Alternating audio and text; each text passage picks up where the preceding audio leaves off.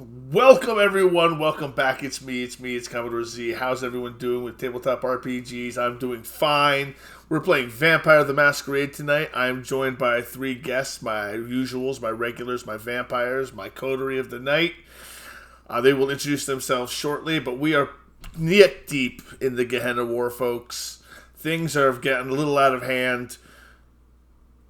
Will is being tested. Resolve is being tested. There's a lot of choices to be made tonight, and we'll see how they go. I'm joined tonight by Nerd at Art. Why don't we start with Nerd at Art?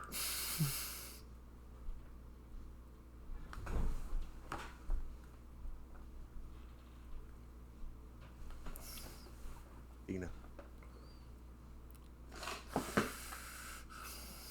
Go.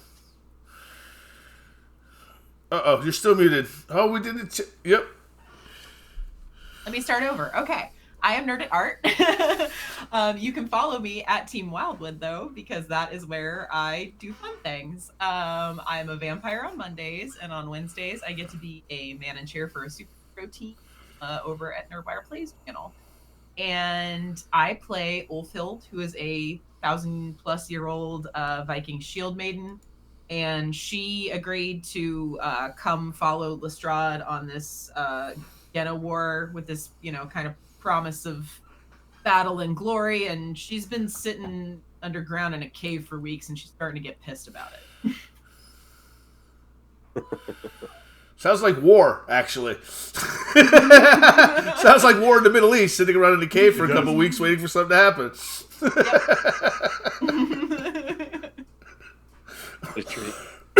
All right, Keywork Savior. Tell us about yourself.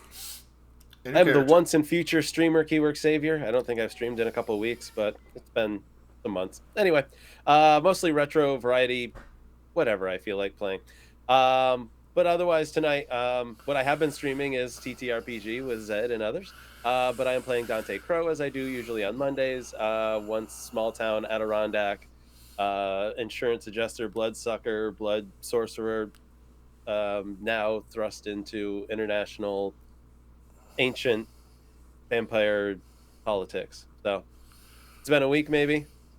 It has been a week. Thank you, Kiatic. But yeah, so just going with the flow as he usually does. Dante Crow. Going with the flow, Dante Crow. I like it. Little rhyme going on. Dante Crow. All right. Doesn't even know it. Exactly. Now I'm also joined by retired Levin Bravo. Why don't you tell us about yourself and about your character? I am the resident soldier, and game dev retiree. And let's see. Now I stream.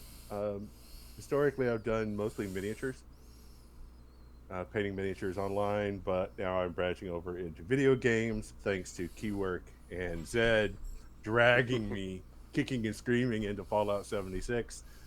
Which obviously I'm hating.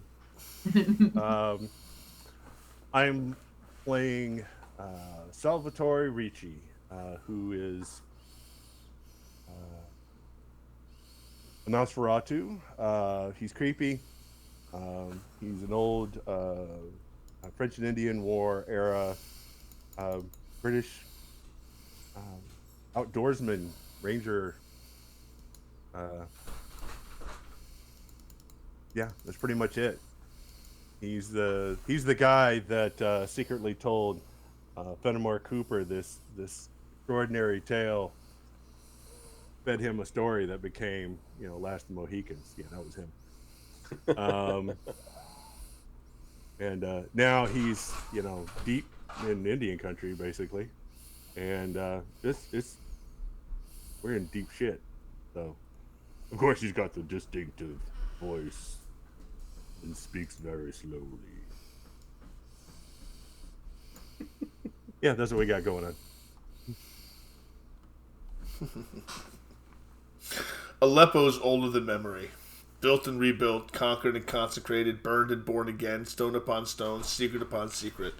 But tonight the city weeps, not from airstrikes or ruin, not from grief, but from the weight of something darker. The Gehenna War burns here.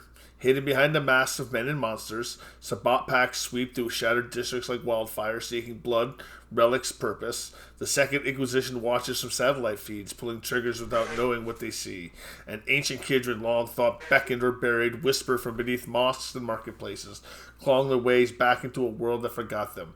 And you? You stand at the heart of it. A coterie of survivors, warriors, chosen or cursed. It no longer matters. Yanis is dead. Tarquin lied. And the prize that brought you here, the Yanis plate, remains just out of reach, sealed in the citadel of ash and broken faith. The guns are loaded, the blood runs thin, and somewhere in the shadows of this ancient city, something older than Cain waits to rise. This is the Gehenna War. This is Aleppo. Tonight you decide who burns, who bleeds, and who gets to see another sunrise. Remember where we started. You remember where we ended. We're not starting immediately. So you've had a night. You've had some time to take a beat. What kind of decisions have you made? Salvatore's kind of sat by himself, kind of going over maps and notes on scraps of paper, and kind of got his heads on his hand, kind of trying to think his way out of this. And he's not the thinker. He's not the biggest thinker. He's good tactics guy and terrible strategy guy.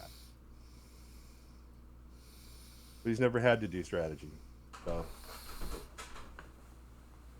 and now he's got, Dante and Ulfhild and Victor.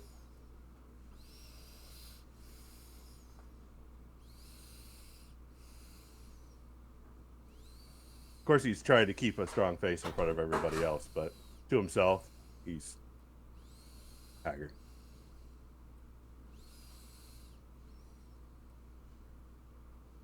Ulfhild is feeling very restless. She's been hiding out in the Citadel for weeks and now hiding out in this mausoleum, and she's sick of being underground.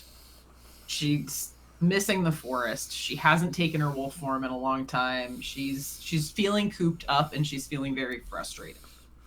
So she's just been basically doing a lot of pacing and just, doing her practices, her forms with her axe like she always does, and just trying to keep herself busy, but it's not going well.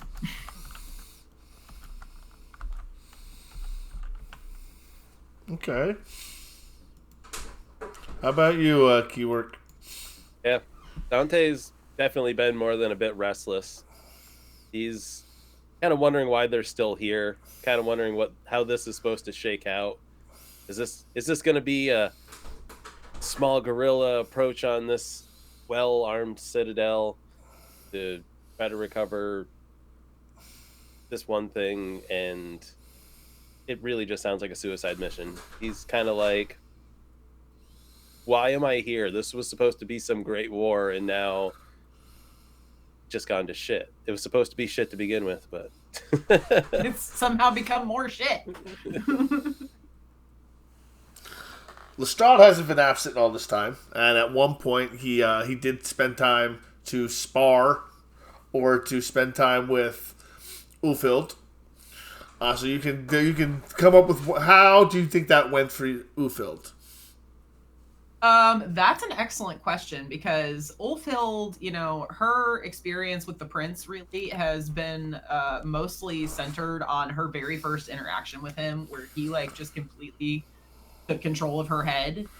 And so she expects him to be this strong, great fighter. But every time she's seen him in combat, he has performed so poorly. And so, she literally approaches it with kind of a jab of I need someone to spar with, and I'm assuming that you're just rusty, so let's work on that. So he takes the jab, good, better than he did from Dante. Because it was less disrespectful. And he's confident in the fact that he's been fighting his sire and Hassan off at the same time and still lives. So he's pretty confident in his abilities. And he will spar with you. And he is, you'll notice he's not the fastest. He's not the strongest. But he never gets tired. He never stops. And even if you do hit him, it doesn't seem to faze him. He seems to almost to let you hit him so you can close in on him. Because when you close in on him, he closes in on you. He leaves himself open as if he's not afraid to be hit. And it's a sign of someone with high levels of fortitude. Okay. That makes sense.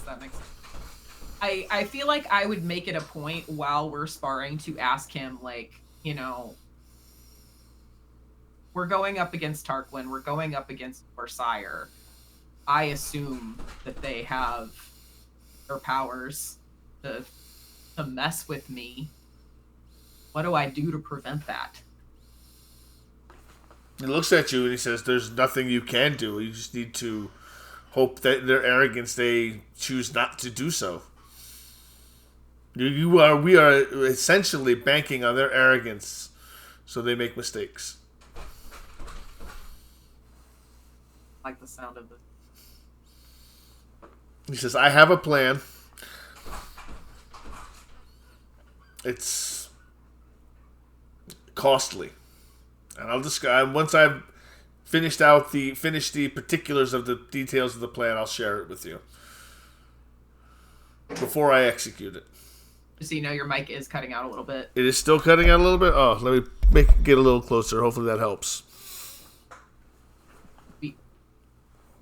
All right. Yeah. Don't like the sound of that, but hey, at least I know. Not the answer I wanted, but it's an answer. Do you press him further? I feel like I'd ask him how he feels about having to fight and possibly kill his sire.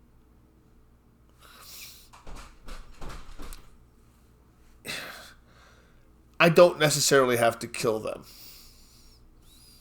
I can put them back to sleep. If we can put them into torpor, yes, we could destroy them.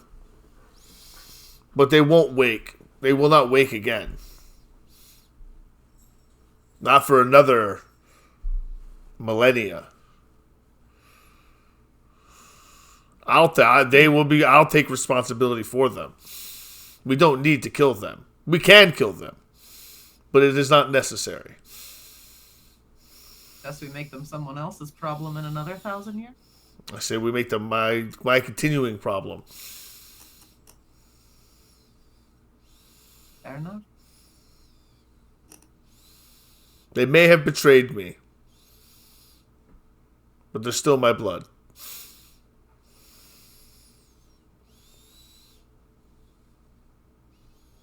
But I'm not going to stop anyone from killing them. I'm just making my wishes known.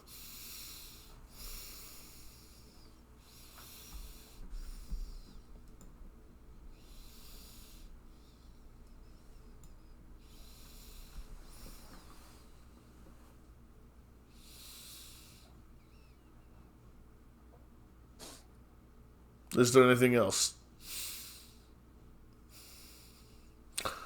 Excellent. Can't think of anything at the moment. I'm at this point, Ulfil just wants to know what the plan is so that she can get this job done and get out of here.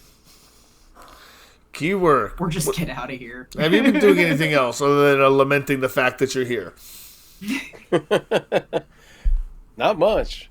Kind of lamenting the fact that I, lost out on the opportunities that there were in the Citadel. But other than that, are you sure there's not opportunities here?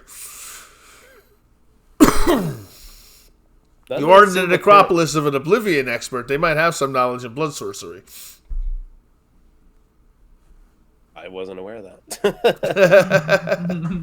The mausoleum that you're in is the the haven of is the necropolis, the haven of a necromancer. So they may have some blood sorcery knowledge, even though they may only have oblivion knowledge. But you haven't asked. Just making you aware of it. Sure. Then I wasn't aware of who we were sharing the space with. So it was Rana El Kayet, who creeps me out. Oh yes, Rana. Yes. The creepy one. With the mask. All right. Dante, I guess, asks them what they know of blood magics, or... Young sorcerer. You are a sorcerer, correct? That sorcerer's bloodline, those Tremere, they weren't even a clan when I walked the earth first. And at some time during my imprisonment in the Shadowlands, you arrived, interestingly enough. Much the same way as the Giovanni had, but to much more... It seemed Kindred Society is more kind to you than they were to Giovanni. How may I help you? Well, I'm here for knowledge. That's what drew me to this place of conflict. And I'm certain we found more conflict than we were looking for, but still like to find that knowledge. What do you know of Premier sorcery? Or anything adjacent to it that I might learn from you? Adjacent to Tremere blood sorcery.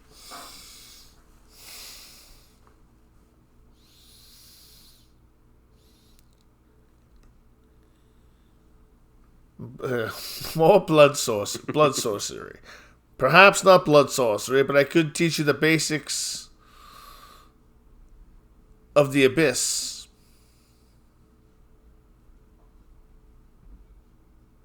Indeed. How does one gain knowledge of the abyss? One must learn to manipulate the powers of oblivion to control the abyss.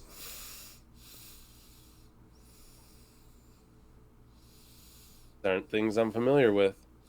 I'm sure you've seen them in practice and in power. Your dear friend Valeria. I figured you were speaking of the Sombra magic. The La Sombra magic. It is not La Sombra magic. La Sombra manipulate oblivion and the abyss. You propose I learn to do the same from you? I propose you learn to do more from me than mere manipulation. I propose mastery. 1 second, I need to get off camera to grab something. We found more conflict than we were looking for. TTRPG Song of Life. This is the way. This is the way, Spider Queen. You are correct. Yes. Right? Ulfield almost wants to take this class. I know, right? Teach me about the dark magics. If you can bring back the Janus plate, I will teach you. A hell of an ask, but a hell of a prize. Well, seems the juice is worth the squeeze, perhaps. If only we can work out how to do that one thing first. Well, I thank you and respect you for your offer to teach me such things. If you can retrieve the plate from Tarquin, you would deserve some kind of reward anyway.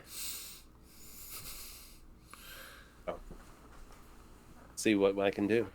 See what the fates have in store for me. You will of course have to drink it from me. Your knowledge. No. From the plate. No. Oh. My blood. My vitae. Of course. You must taste my blood to learn my power. Know this before you accept it.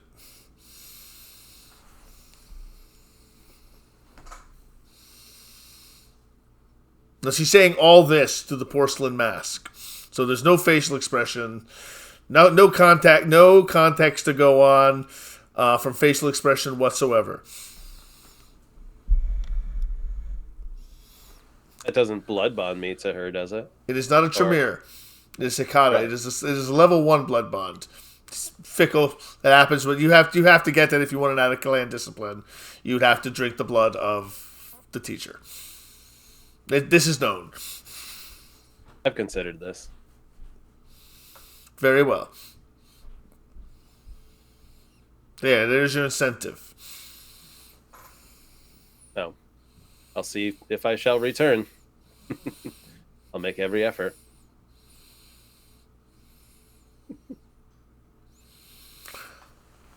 Salvatore, what else have you been doing during the time period? Has there been anyone you've been looking for? Valeria's been in and out. I would speak with Valeria about her knowledge of inside and what she remembers, and go over the map I've drawn. Basically got kind of a tactical map set up, and notes and sticky notes and strings and all that kind of stuff. Trying to work out a plan how we can get in, bypass this, utilize everybody's strengths, and get everybody back out again.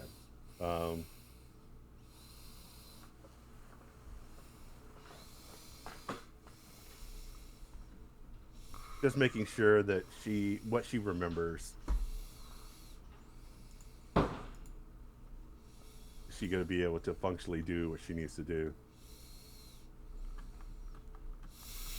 Valeria seems very friendly, very open, which is unusual. But she points out everything she remembers about the inside of the Citadel, which is quite extensive. She seems to have nearly a photographic memory for detail, where she points out, and with unerring detail, and things that you remember that come back to you as she points that you had forgotten, that she points out that suddenly, I don't have a photographic memory, and I was trying to memorize the twists and turns through the thing. I was like, damn it, there's just too many fucking turns. But you have the 4 entrances, specifically the 4 entrances to come in and out of, that are all set up. Let me pull those up real quick. I just took them off my screen. Where'd they go?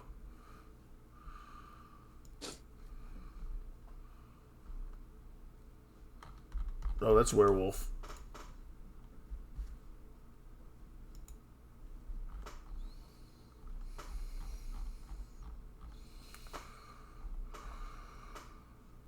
All right, there's the courtyard gate, the catacombs, the collapsed wing, and the chapel tower that you can gain entrance to the Citadel through.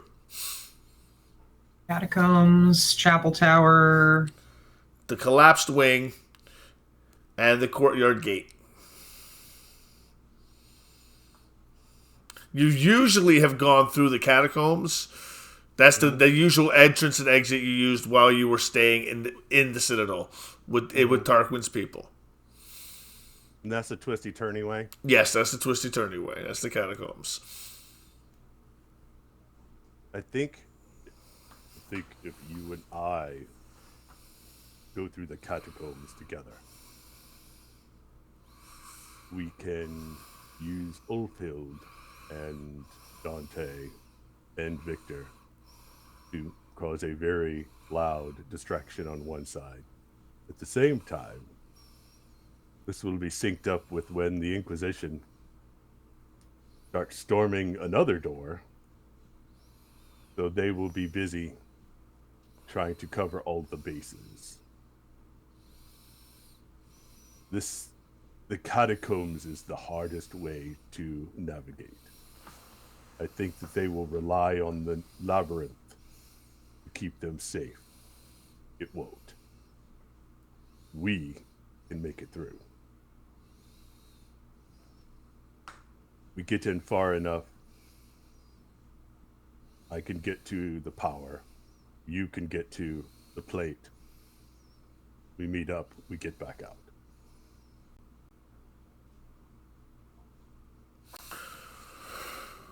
That's an interesting plan, darling. Darling, that's an interesting plan. However, the catacombs, twisty, turny, easy to get lost, even if you do remember. Do you have a suggestion?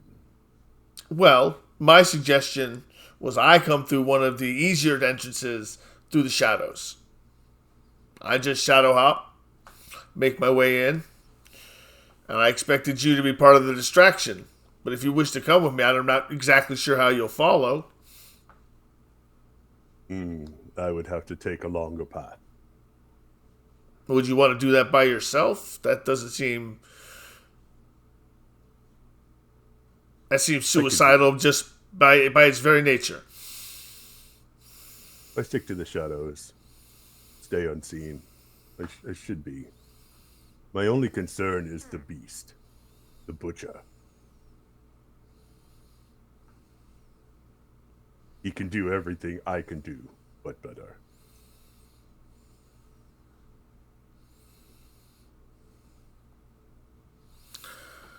She goes, yeah, well, I hadn't forgotten about the beast of Raqqa. The butcher of Raqqa. You're not wrong. But hopefully he's caught up in one of the other diversions, and you won't have to deal with him. Hopefully. If the Inquisition strikes, Tarquin will send his dog after them.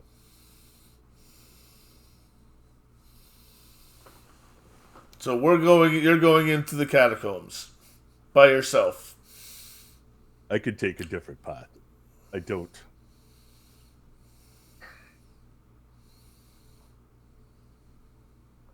I won't remember the way through without you. But I could slip out a different way.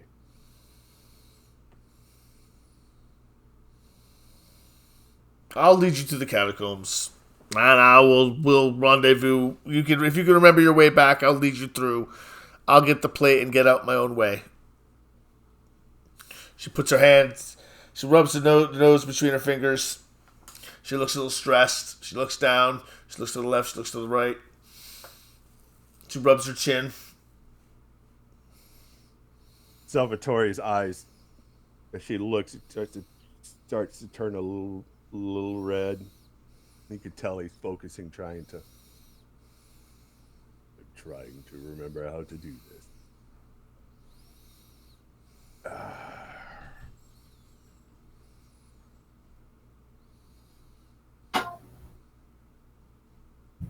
Trying to remember how to do what, she says.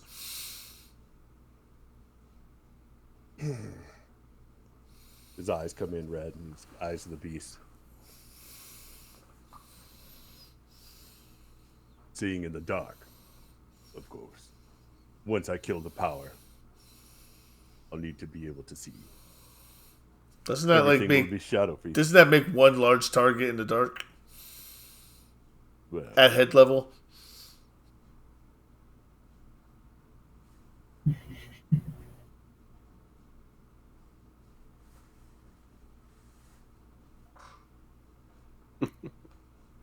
I could turn it on and off at will. Very well.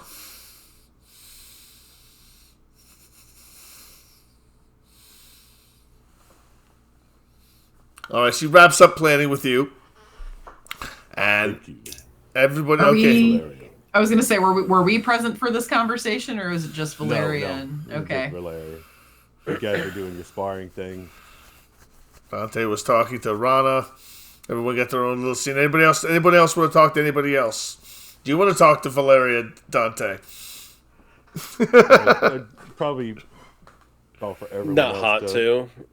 I have things I want to ask, but not right now. She doesn't seem too keen on talking to you. I wouldn't think she would. We'll see if we can gather everybody else up at the map and see if we can put together this plan.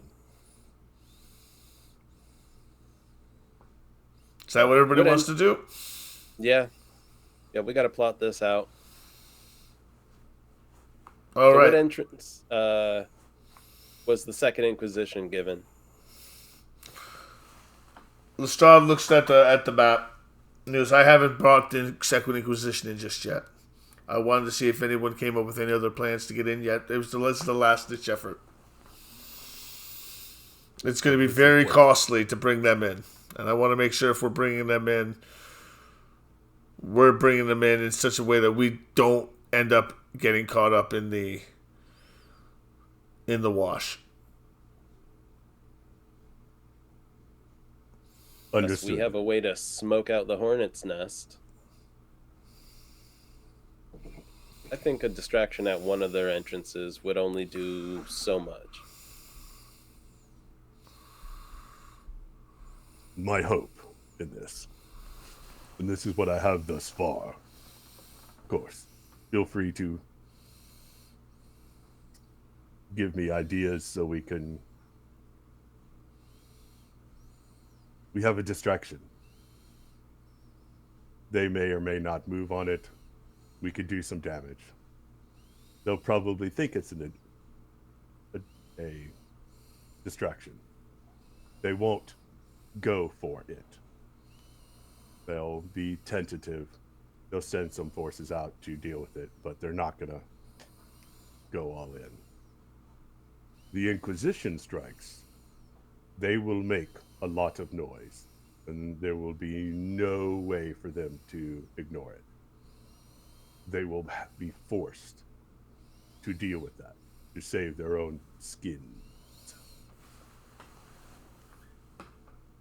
My thought. Unless we could find some sort of opposing force, the supplicants of Janus or something like that, to show up at their doorstep. I don't see anything pulling the majority of their forces in one direction. In the meantime, Miss Dumont and myself will slip in, take out the power, grab the plate, and escape away from the Inquisition and away from their forces. Once we give the word that it's time to fall back, you run. Do not stay. Once we've got the plate and it's time to go, it's time to go. Go to ground, go to cover. If we use the Second Inquisition, this is Lestrade speaking. If we use the Second Inquisition in any way, not only do we go to ground, we no longer participate in cameraless society. We'll be participating in a massive breach of the Masquerade. We'll be the only ones who know of said breach of the Masquerade, but we'll be a liability. I just want you to be aware of the risks that are at hand. What we're doing here will be a breach of the Masquerade. He takes out a thumb drive. We need to be able to scrub anything we send of anything that could point back to us. It's beyond that. That's beyond our capability now when dealing with the kind.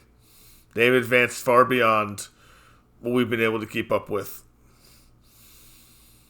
They are participants in the Gehenna War, not just mere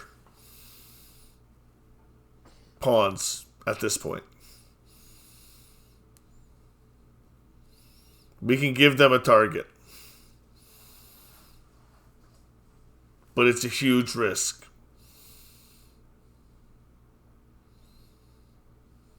They are just as liable to send a strike force in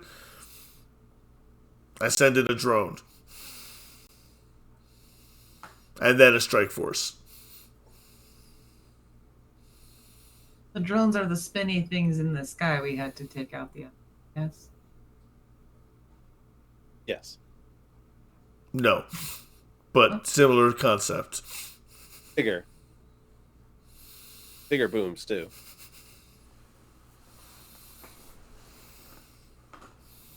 What plan do you propose? Similar to Salvatore's.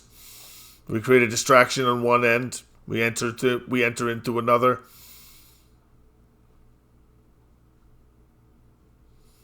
Makes sense. We get the plate. We get out. We fight if we have to.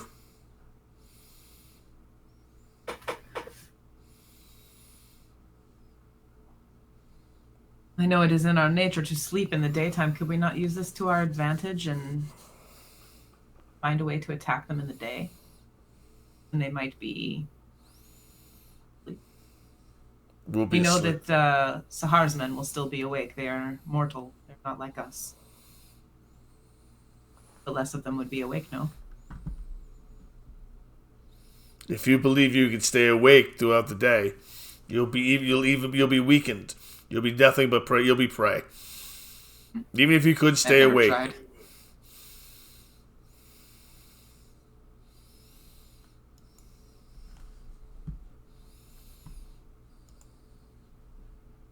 It's a dangerous place to see how well you cover up during the day. This is a dangerous plan regardless of what we do. There's no way to do this without danger.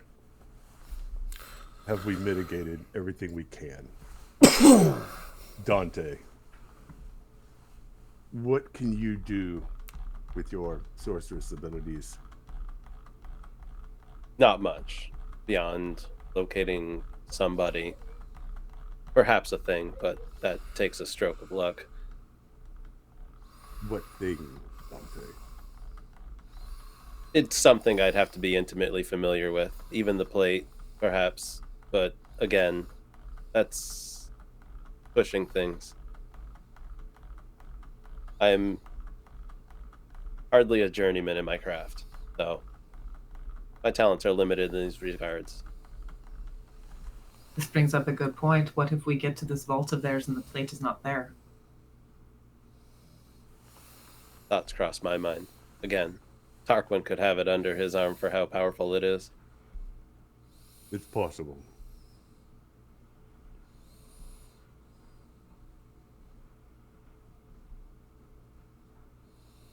Strahd looks to each of you and goes, that is a concern I've had as well. But he won't be expecting us. And the plate was placed in the vault. Unless it's being used, we can scout the ritual chamber, but I doubt anyone's going to use that plate again. Not after what happened to Julius.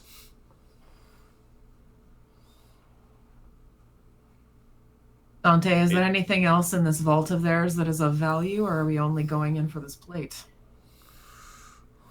I'm certain it all has its own value. It's esoteric occult things, possibly centuries, if not a millennia old. But it would take so much time to discern their value or their worth. It could just be just banal ramblings of a mad person scribbled in a tome that was found by Julius once upon ago. There are things that I'm desperately curious about, though I wouldn't risk even Valeria to retrieve them. I think the plate is the most prudent target, and therefore the one we should focus on. Sugar, you're so kind. Don't press it. He is our ally. So, how big of a distraction can we muster? Are there private military? What about drones of our own? We don't have access to drones. My PMC, my private military contractors, I haven't seen since we've escaped. Do you have contact with outside resources that can send more? Isolde is dead. Benetail is unspoken for. I have no way to reach anybody. I have a phone, but I'm being traced likely. We were told that Benedictale was killed. I don't know if that is accurate, but Valeria said that.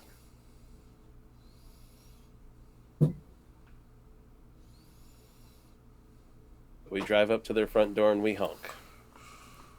For all it's worth. If we can draw them out, certainly wiser to do that than to go in. Yes, but definitely. Lestrade looks... He looks at each one of you once again. He goes, he has the thumb drive. This is looking better and better. It's looking like either that's the only option, or we disregard the whole campaign. Tuck our tails, head for Turkey. But we know what's next. It's the next step. We don't know. There's no way of knowing. Do we let Tarquin win this battle of the Gehenna War, or do we just ignore it? Let him win. Let me ask you this, Prince, because it is still not entirely clear to me. What is it that Tarquin has to gain by lying to his own people about this Giannis? But what is his end game? What does he wish to accomplish? He's creating a villain. Well, he had us believe that Giannis would rule in blood if he succeeded. He created a boogeyman. Gehenna is here. This is the end. The antediluvians are rising. It is happening. That is why I'm here. I've been called by the beckoning. The Ventrue antediluvian is supposedly dead and no longer exists, leaving its Methuselahs to fight amongst themselves. I believe that supposedly dead. We believe it's dead. We believe it has been dead for millennia. Killed at the hand of the Bruja.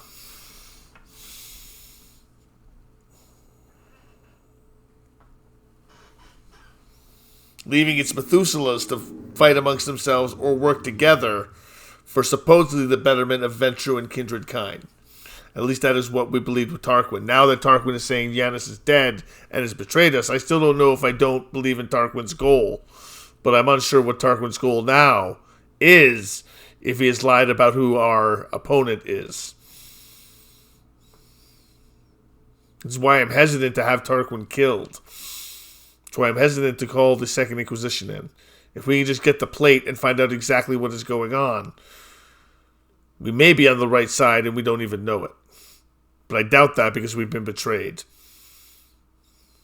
Why would Tarquin send his men after us if he was not lying? Exactly.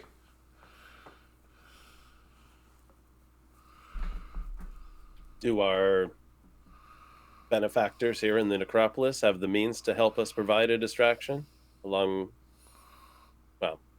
Valeria will be part of it, so it's not like she can work her craft to also help in this distraction. The use of the Oblivion, I don't know how far that reaches. I'm about to say I can provide no more than 1 or 2 shambling dead. It will provide no distraction whatsoever. It'll be merely another oddity in a night in Aleppo. Do any of the Anarchs or the bot in the city have resources they could throw towards doing damage to Tarquin? Sugar, that's an interesting topic that you bring up, the Sabbat. They are highly active in Aleppo. This is Valeria. I happen to know for a fact that they are hunting Methuselahs in Aleppo. But that's just as dangerous as bringing in the Second Inquisition, with less chance that we come out on top. How so? They're just as likely to eat us as try to eat Tarquin.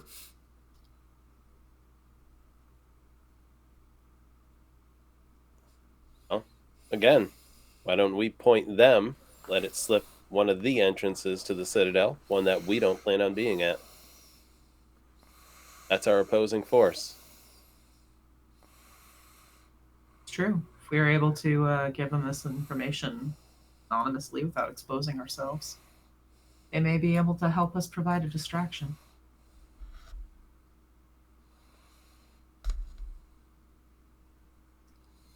I don't know. I can go in. Valeria and I can go into the catacombs. Entrance 1. The 2 of you. 3 with Victor at exit 2. The Inquisition at 3, and the Sabbat at 4. Well, I think if we're trying to not have the Sabbat, I mean, if we were going to, the Inquisition, we could send them both to the same entrance, but I think that's a little messier than what perhaps anybody here wants. Though it would be entertaining to watch from afar. What message do we send? As a player, I love that idea. I know, right? Yes, let's do that, guys. That sounds awesome. Victor states, what message do we send to the Sabbat? Do we tell them there's the exact everything we know about Tarquin? I'm not quite excited of the idea of them succeeding. No, we can't tell them everything. But we can tell them here's a door that leads down into his catacombs. And they could find their way, fumble around in the dark. Or they could succeed. The war party that would be assembled against Tarquin would be magnificent. And sudden. They would draw all the forces of Aleppo within 3 nights. All forces would be arrayed against the Citadel. The Citadel would be the defending force, so they would have the advantage. And if it's only one entrance that the Sabbat is made aware of, that pathway can be closed off internally. I believe maybe it's arrogance to believe that they won't do their own reconnaissance. Well, see, that's something I thought about with the Second Inquisition as well. They would do their due diligence on the structure. Exactly, which is why I'm hesitant to give the information. We have 2 choices. We have 2 nuclear weapons we can use. We could wipe out all 3 at once if we wished. Pull both triggers? We could pull both triggers. Inquisition, Sabbat, and Tarquin.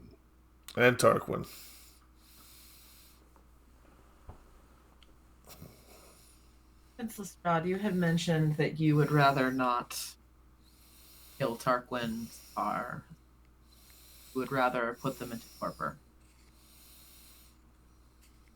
If we were to go that route, how would that work? I would take them into exile. I would take them far. An island, Corsica maybe.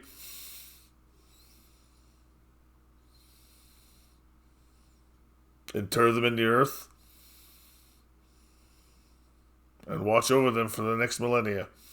Till the end of Gehenna, till the end comes. Till God reclaims us.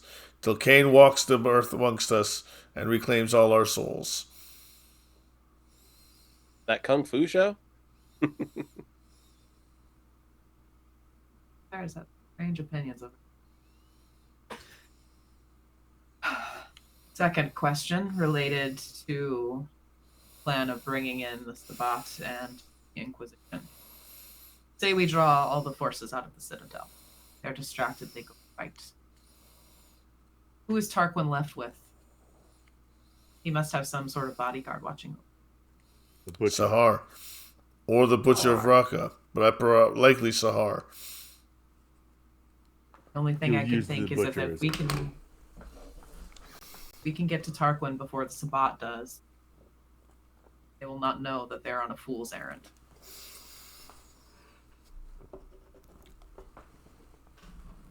A lot easier to take out Tarquin bodyguard than it is to take on everything.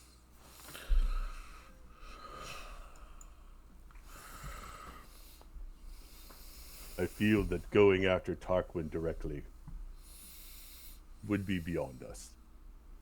And doubly so if he has a bodyguard. Even just one.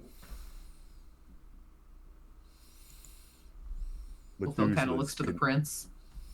Methuselahs can almost rewrite the rules of reality with what they can do. This is true. We should be getting on a plane back to New York.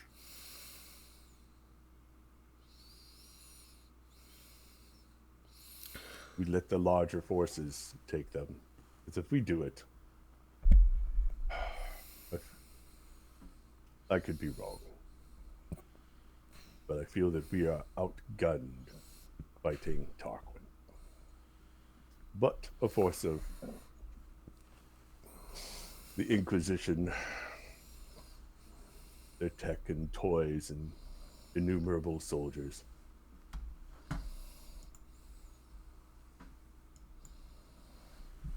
We could be a ghost in the night.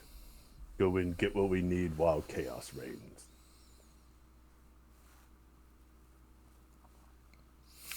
With that, guys, we're going to take our 10 minutes right here because ads are going to run in 4. So we're going to take our 10-minute break and come back and get started. All right, thank you.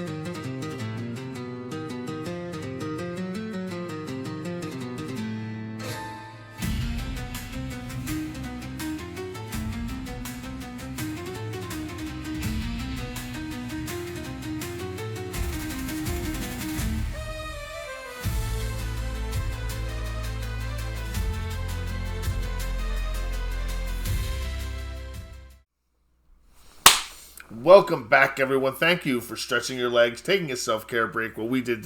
Well, I don't actually think we actually did that. We've been talking the entire time, plotting and planning, deciding what we were going to do. And that's what we were doing. So I hope you guys took your self-care break. We're going to get started. They've been discussing how they want to do. I saw a poll. No one voted. I'm really depressed now. Thanks, guys. Make me feeling great. No, I'm just kidding. It's all good. All right, so hey, Sakura, how's it going? Okay, so you were discussing a plan. Which plan do you want to go with? Who's going to speak for the team? I propose we use the Inquisition, not the Sabbat. We come in through. You go in through door 2. We go. Miss Dumont and I go in through door 1, and we avoid the Inquisition and Tarquin. So you and Dumont go through the door. What do the rest of us do? Raise hell at door number 2. Try to sneak in. Of course, you'll be seen. If we do that, do we need the Inquisition? Yes. Puts us in You're not going to get far before. You're not going to get very far before you are seen and they attack. They'll defend themselves, and you fight them, bloody them, kill as many as you can. You're providing a distraction. Then the Inquisition hits. Hopefully not we use the Inquisition entrance. to cover our getaway. Yes. We use the smoke and fire and chaos of the battle. Get what we need and escape. Once we have what we need, we'll signal that we have it and to flee. We'll meet back at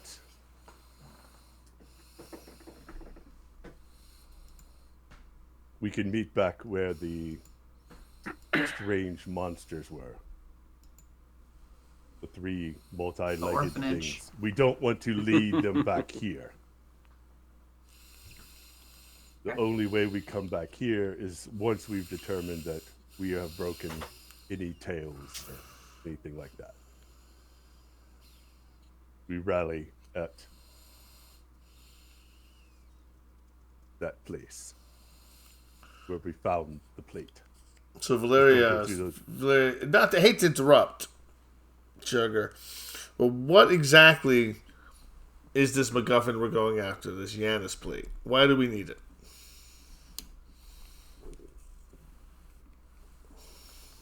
We need to determine if he is dead or alive. And if he is dead, perhaps we could speak with him. Fair enough. Just they just wanted to be reminded. Just wanted to make sure we were all on the same page. Of course, darling. It's weird when you say it. You just made it weird, she says. I love that for you, but not for the rest of us. What do we need to gather? What do we need? Do we need anything? Or do we go? How long do we need in order to ensure the Inquisition strikes when we need them to? Well, that's just it. That's the fun part.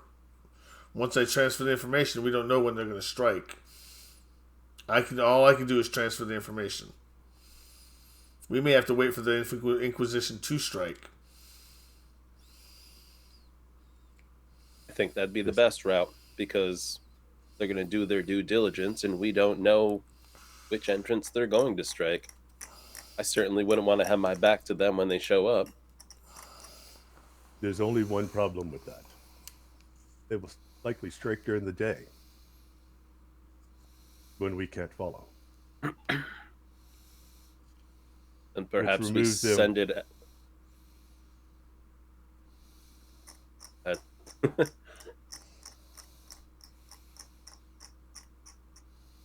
we could indicate that their best chance to get in is at night because their daytime forces are considerably more during the day. Perhaps we time when we send it to be around sunset, early evening. We could also infer that there are plans afoot and a best time to strike. Subtly, of course. I believe Victor can frame things in such a way as to be subtle without giving away the farm.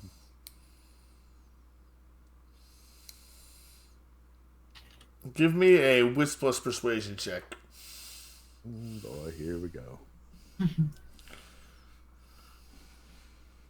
3 plus 1. Yay. Looking for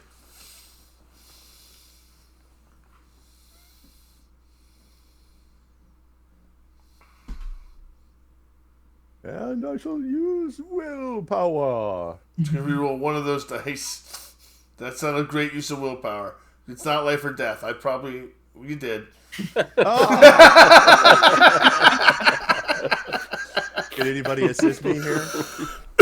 Nah, at this point, it's a little too late. Yeah, I don't have much in the way of persuasive powers. I was gonna say, I could lend you one. I got 3. Lestrade looks at you and goes, I'll send the information. He doesn't dismiss what you just said.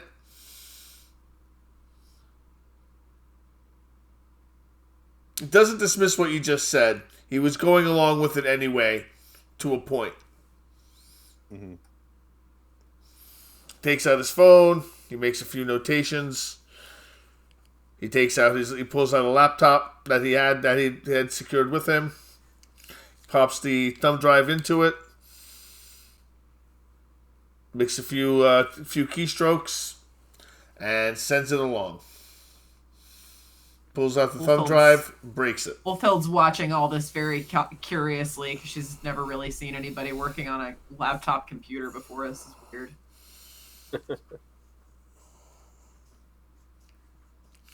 He closes the computer. He looks to Ron. He says, surprisingly good Wi-Fi. Yes. There are certain creature comforts one grows used to. We call it Starlink.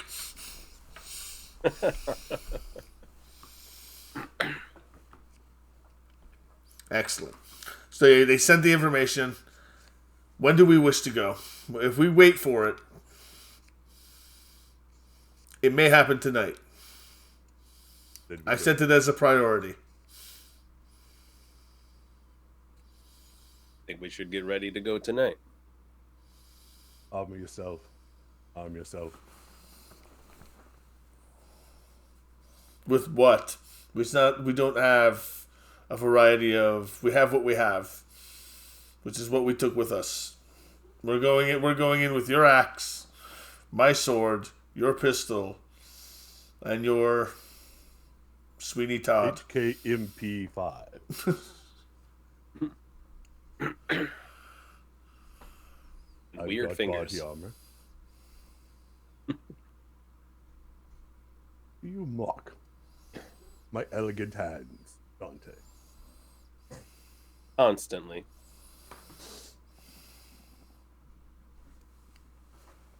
But you know what? If they can hold a gun and pull a trigger, more power to you. So, we go, watch. Whatever entrance they take, we take another. All right. So where do you go to watch? Where do you go to wait? Which exit are you going to? Where's Valeria and where is Salvatore going? Where's Salvatore and Valeria?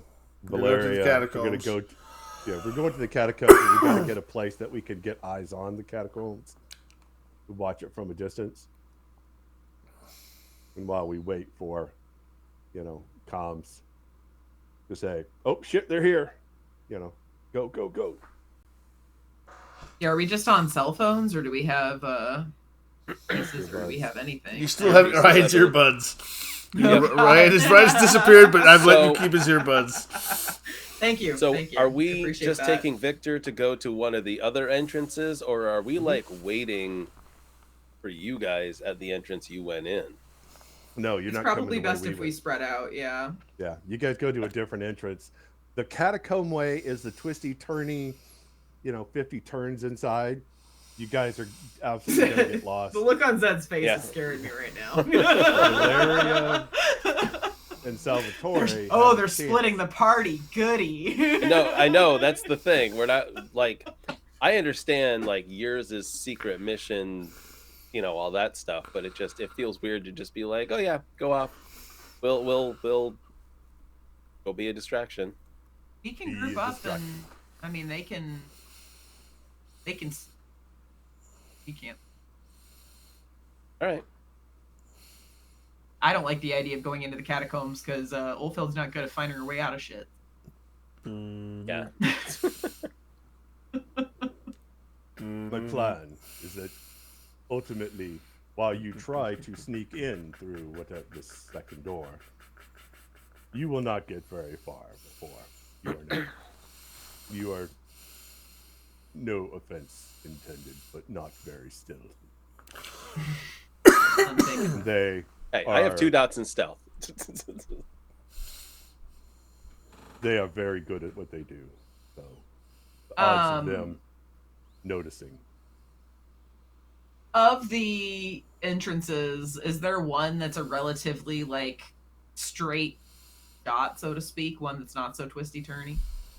Gates. You want a straight shot? Something that we're not going to get lost in, at least. Yeah, let me take a look at the descriptions real quick. Probably the chapel tower. The courtyard gate's pretty. Its patrol has an iron rock gate around it. You might be able to use that one, but that's the main entrance. That's that's the one where they got spotlights, and that's like the front entrance. It's kind of the one where we expect the Second Inquisition to show up, but we don't know. Yeah, exactly. Yeah. Is there anywhere that we can get a vantage point on multiple entrances, somewhere up high we can sit and just... There are multiple high up. There are remains of high up buildings that you can find. But Yep. if you're looking for a particular one, I'm going to need you to make a dexterity plus insight check. Dexterity plus insight. Well, I have the dexterity, but I have no insight. This is to climb up to an appropriate position to spy on the location. That's Okay. 5 for me. Well, you're not with them. You're not with them, are Well, you? can I have Nope, Salvatore I can scout scout, it. and then I just have to climb? Because I can do that. We should be familiar enough with the area to be able to. I remember this tower over there was still tall enough that you should be able to see. Well, that's what the roll is for. That's what the dexterity plus All right. insight. I've got 2 hunger. Yep, See what happens. But you're fine. All right. You climb up to a good vantage point. Dante, do you follow her? Do you just make your dexterity plus athletics check to keep up? X in athletics, I can roll that. yeah, you can stay on the ground too. It really doesn't matter too much as long as one of us is happening. Okay. I also get 2. You're not under fire, so you make it up there. And the 2 of you are watching from a vantage point. Victor stays down with the van. Good call. He's got the van kind of pulled into a burnt out building, and he's kind of put a net around it, just to kind of camouflage it up just a little bit. Yeah, same. We're gonna try and stick to the shadows and not be seen. Silhouette ourselves. Mm-hmm. How long are you willing to wait? All night. I got nothing better to do. Are you waiting for the attack to happen, or are you going to go before? Kind of sounded like we were waiting for the attack. Okay. Happen, Yep. right? I'm just verifying what you're doing before I get for over. Sure, I had to verify too. Like it sounds like we're waiting, right, guys? Because we don't want to get pinched. Like we don't want to end up in between the two forces. That's the idea. I don't know what we're gonna do if they, somehow attack all the entrances. Then we're just like, okay, so forget the plate. Bye, guys.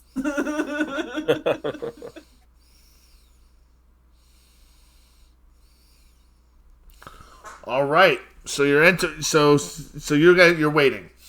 Hours pass. Nothing's going on. No one really comes and goes from the Citadel. The hours pass. 10 o'clock. 11 o'clock. Midnight. 1:30. A truck pulls up to the courtyard. A Toyota, a modern Toyota, not the old 80s, 90s trucks you're used to seeing. More modern Toyota truck pulls up, comes tooling down the street toward the courtyard gate. This is the first traffic anyone has seen all night. It's a slate gray, no plates. Not that you would necessarily expect to see plates, but this is definitely belongs to someone foreign. Get on the earpiece, guys. We might have some.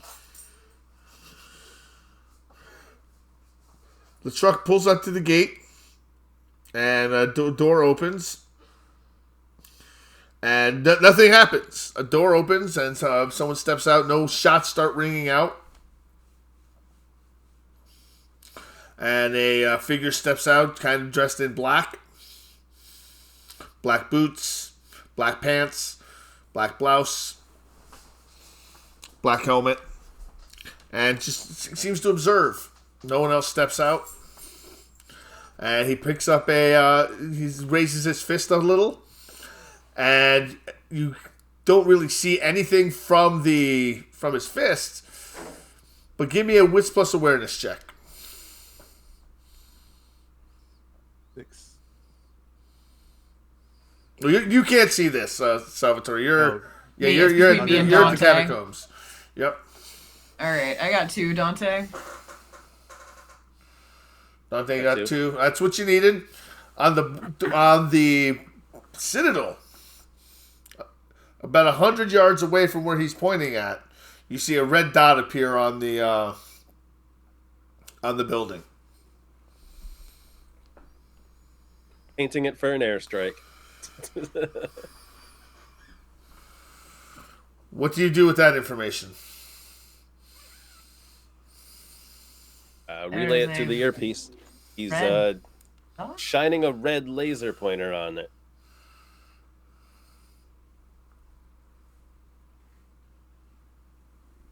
Sneakity. Are you heading toward the catacombs of Valeria? Mm-hmm. May want to hold off, Salvatore.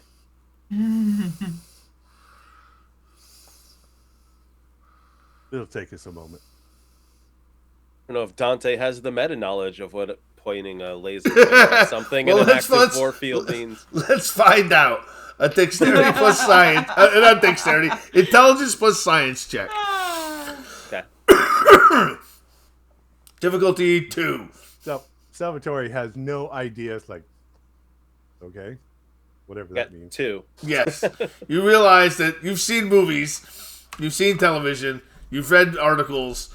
If you, the player, knows what painting the target is, I figured Dante would know what painting the target is. I think they're painting the Citadel for an airstrike. He is shining a laser on it, and I think I know what comes next. It would not be wise to go in there. You see Victor from down below going, All right. waving up at you and pointing toward the building. I think we need to Time get to down.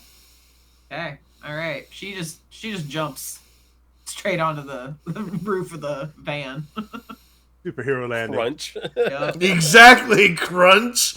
Crunch the top of it. Give me a dexterity. Give me a dexterity, a dex plus athletics check to make sure you land on the truck.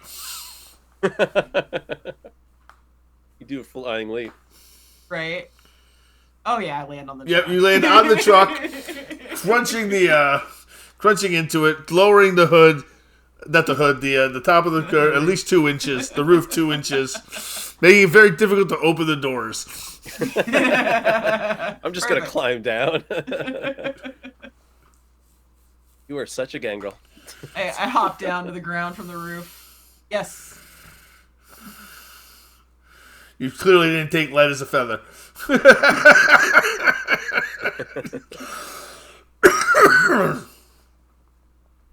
All right, Lestrade gets in the vehicle. He's driving. He looks at you. He goes, "We're gonna need to go. We're gonna need to go quickly." All right, Salvatore, you've been told that something's painting a target for an airstrike. Do you even know what that means? Not a clue. Not No a clue. idea So you're going into the catacombs. Oops. 1 second, folks. I need to clear my throat.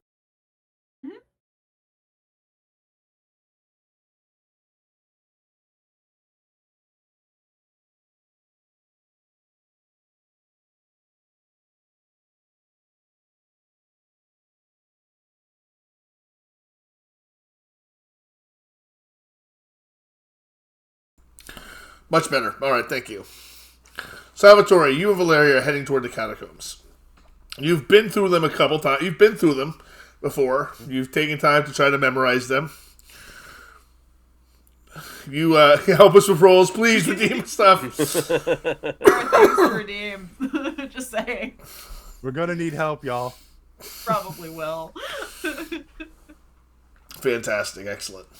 All right, so you're heading toward the catacombs from the safety of the location you were at. You're making your way across. You're doing so under obfuscate, I take it. Mm-hmm. Valeria does not have obfuscate, so she is hopping between shadow and shadow from shadow to shadow. It's very hard to keep up with her. As you are walking in, you notice that they have set up cameras on the outside.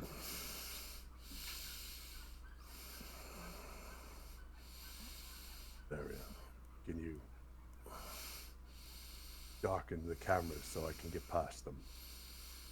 I don't know what you mean by darken the cameras. Sassy bitch. Block it for a moment while I slip past.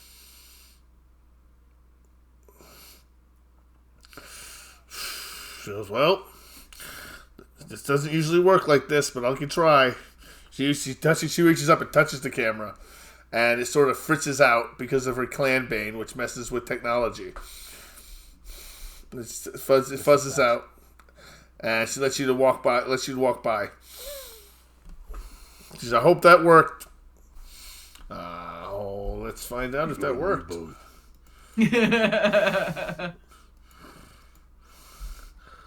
High or low? I'm going low. Storyteller goes low. That's low. Okay. Didn't work. Okay. But you think it did. So you walk into the front door. And nothing happens. You walk through the catacomb, the entrance to the catacombs entrance. She kind of walks in behind you. There's no one there to greet you at the front. It was just new cameras. So you begin walking through the catacombs. You take a left, take a right, take a left again, take a right. You just follow the directions that you can remember. And I want to see how well you do remember. So I want you to make a wits plus insight roll. Oh, shit. I'm relying on hers. You're relying on hers. She will grant you an insight roll. She will grant you a dice for insight with teamwork.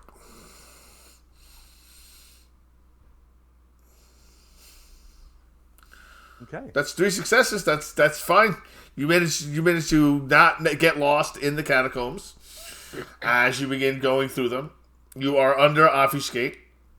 You undergo no There's been absolutely zero resistance so far that you've noticed. There's been no one in the catacombs. Thus.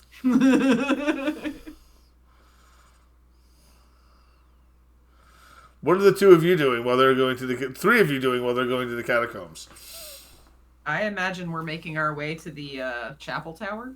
Okay. That's the plan. All right, so you're making your way to... Who's driving?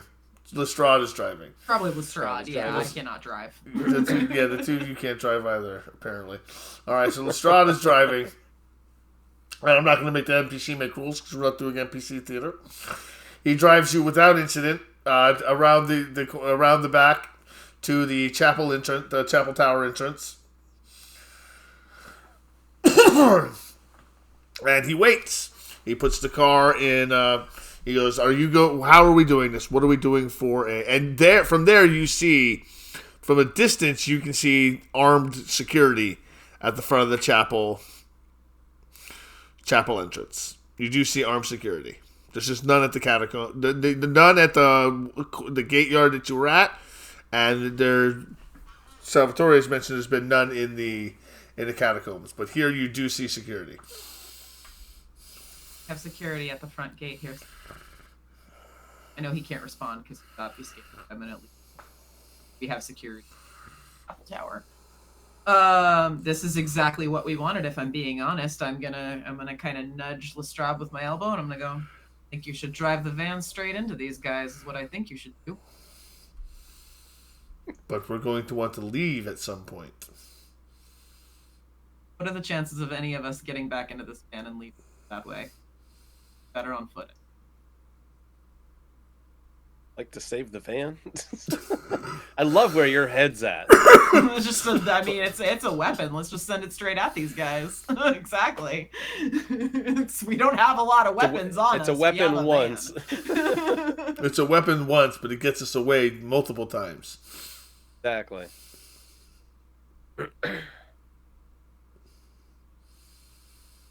What is your vote, sign? Mr. Crow? Well, I think we might continue waiting for the sign we were hoping for. Something to draw their attention. All right. So you're still you wish to wait. You're gonna wait, or do you want to drive through now? Well, how about we wait to hear from Salvatore to hear when he encounters some resistance, and then perhaps we can draw them away. We can be the distraction. How does that make you feel? How does that make Ufield feel? She's itching to go. She's over this. Get into a fight already. How many armed guards do we see? To cause a distraction, and now they're like, we wait some more. Damn it. How many guards do we see? You see two.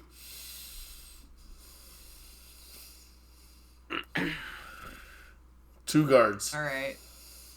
Ulfhild's waiting to hear from Salvatore. She's got her axe in her hand and she's itching to go. Salvatore, you come through. You finally come through the catacombs into the main area, and that's where you first run in. That's where you start seeing activity. As you approach the front door, as you approach the actual entrance after the catacombs into the main artery, there are guards waiting. You notice pointed at the with rifles pointed at the door. We just wait. Wait here. Stay out of sight. Stay silent. I'm gonna wait for something to go boom. Well, as soon as you turn around the corner, because this happens at the same time, you and Valeria have to turn around the corner at the same time. They see Valeria. She doesn't have obfuscate. She's not in the shadow. She's not wrapped in shadow. No, she can't keep spending blood like that if she's going to make her. If she's going to do what she has to do, jumping from shadow to shadow. All right. They don't see you. They only see Valeria. But she uses her shadow power to leap behind them. So they only see her for a second. But they begin yelling. and firing, but not at you, around you. As long as you don't move, you won't get hit.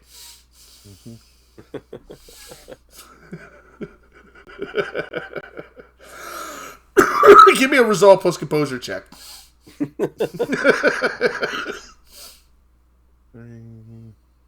The 6.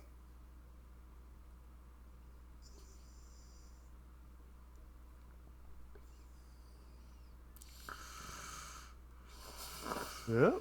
I'm going to use some willpower, I guess. Okay. 2. Yep.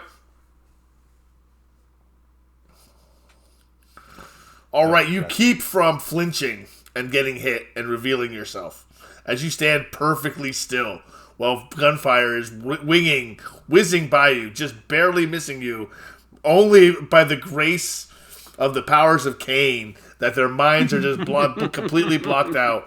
There are rounds whizzing by your head, by your body. You can feel it just wisping by you. Supersonic speeds. That sound. That's that. Exactly. And it's just very quick. And it's sustained for a good 3 to 5 seconds. We hear that coming over his earpiece? Yes, you hear guns fire coming over his earpiece. I guess it's go time. Okay. Can we go now? LaShawn says, go? All right. I'm gonna take my axe. I'm gonna hand it to Lestrade, and I'm gonna say, "Don't lose this." I roll 1, transform into my wolf form. And you get hungry. I get hungry. That's fine. That's fine. And so I am going to, like, basically strut up to the gate, and I want these guards to. And I want them to see me transform into a fucking growling, red-eye glaring wolf right in front of them. Just snarling at them. So you walk up in human form and turn into a wolf right in front of you. I'm gonna actually, I don't want them to see my human form. They're gonna see a snarling, red-eye glowing wolf just approaching them. I'm trying to scare the piss out of them. Doesn't your stuff transform with you? Yes. No, I can't carry. Oh no, it doesn't. Carry items. Yeah. Can't carry items. Her clothes will transform. I can carry it in my mouth, but I can't. Yeah, I can't carry items. What do you do, Keywork? If she just steps out of the car, transforms into a wolf, and I hop out of the back and I take aim and I squeeze off a shot at one of them. Okay, so that's how we're doing this. All right. I was gonna try and scare the shit out of them first. All right. So since you're shooting, you get to shoot first. Composure plus firearms. They can't dodge it, so you're just hitting them. Yeah, only 2. Only That 2. Is extraordinary. That is extraordinarily bad, but that's fine. You still managed to do 1, 2, plus 3, so 4 damage. 1, 2, plus 3 is 5 damage. 5 damage to one of them, which is not halved because they are ghouls. So they don't have superficial damage. So boom, he takes it to the chest, but the armor does take away 3 of them. So 2 damage. Leaving you 2 damage, and he lands, boom, falls backwards, doesn't fall to his ground, but hits the wall, and kind of bounces back up. The other one begins firing at the wolf now. Because he just... I would like to lunge at the one that fell to the ground, and does their armor... like cover their neck and stuff? I'm assuming the helmet protects their head. They're wearing gorgets. Gorgets, Okay. yes. Modern day Kevlar gorgets, yep. So Combat instead, neck armor. I'll go for the one that's firing at me, and I want to grab him by the ankle with my wolf teeth and like bite into him as hard as I can and rip him off. All right, so it'll be your strength plus brawl versus his composure plus firearms. This is his exceptional. These are their exceptional roll. That is terrible. I'm gonna reroll 3. I just got shot in the face with that roll. And I'm probably still getting shot in the face with that roll. No, you're not. We 3 tied. to 3. Tied, so you each take 1 damage. You do not manage to grab a hold of him, and you get shot as he fires off a couple rounds, but you do bite him, doing one lethal, actually, to him. aggravated because you're biting in wolf form. You do aggravated damage to the guard. He screams out in pain. All right, Salvatore, what do you do? If the gunfire finally stops. Moving around. Sticking to the shadows, keeping out of the sides, hugging the wall, trying to get around. Oh, no, you're going to have to go through the door frame. You're going to have to step out of the shadows to get into the door. Go through the door frame, but then on the other side of the door frame, try to stick to shadows and stuff like that. All right, give me a dexterity plus stealth check. Not to run into anything. Difficulty 4. I could take half. I have 8. You can take half. Okay. All right, Dante. This is my best thing. So. All right, Dante. So Yep. you've just opened fire. The other one that you fired does get to go this turn, but he's going to take a -2 to his attack because he's trying to find out where he fired from. So he fires back in the direction that he came from. He's surprised because he took a shot to the chest. The vest cleared him, saved his life, but he fires back, taking a -2, but he fires in your direction. 4, 5, 6. You don't get to dodge because you're at range. I can't use the van as cover. No, you stepped out of the van to shoot him. I assumed you weren't using it for cover. All right, so he gets 4 successes. So 1, 2, 3, 4, plus 3, 7. 7 superficial, 7 cut in half. Rounded up is take 4.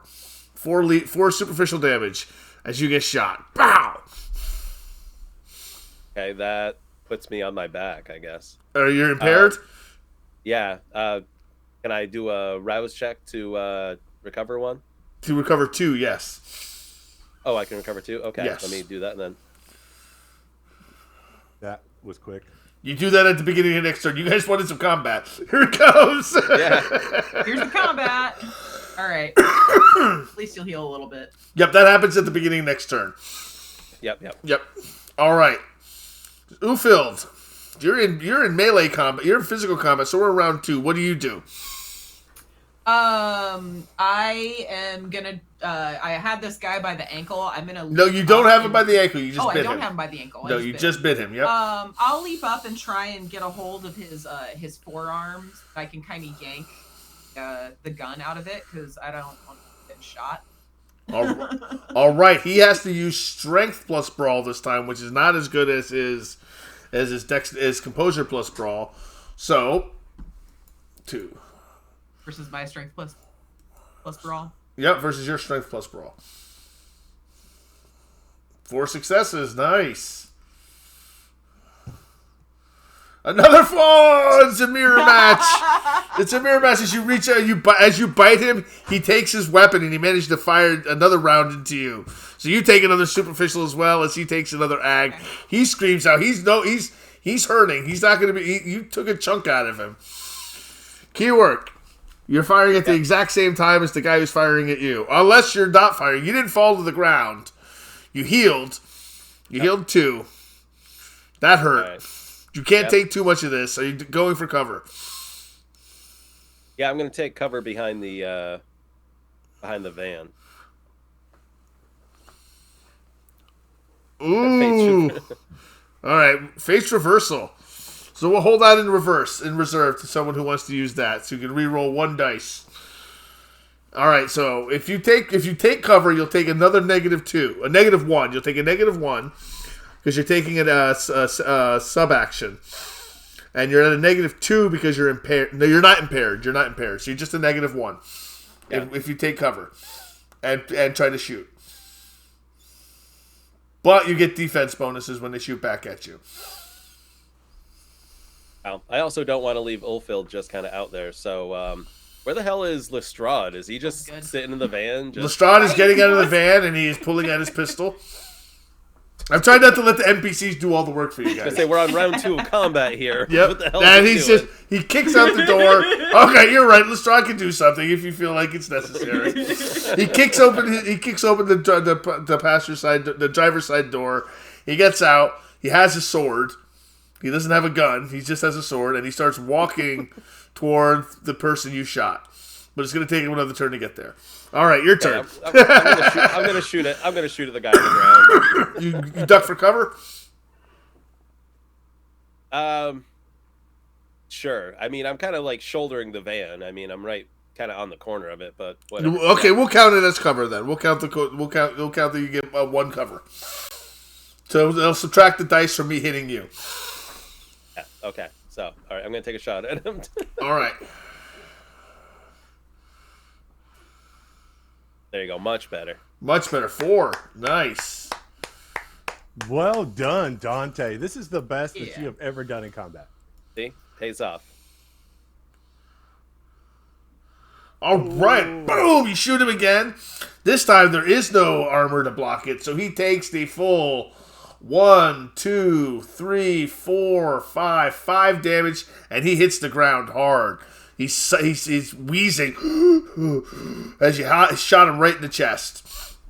Nickname him sucking chest wound. Exactly. Way Ulfild, of saying, slow down. you're biting again, I take it. And he's Yeah, trying to same. shoot at you again.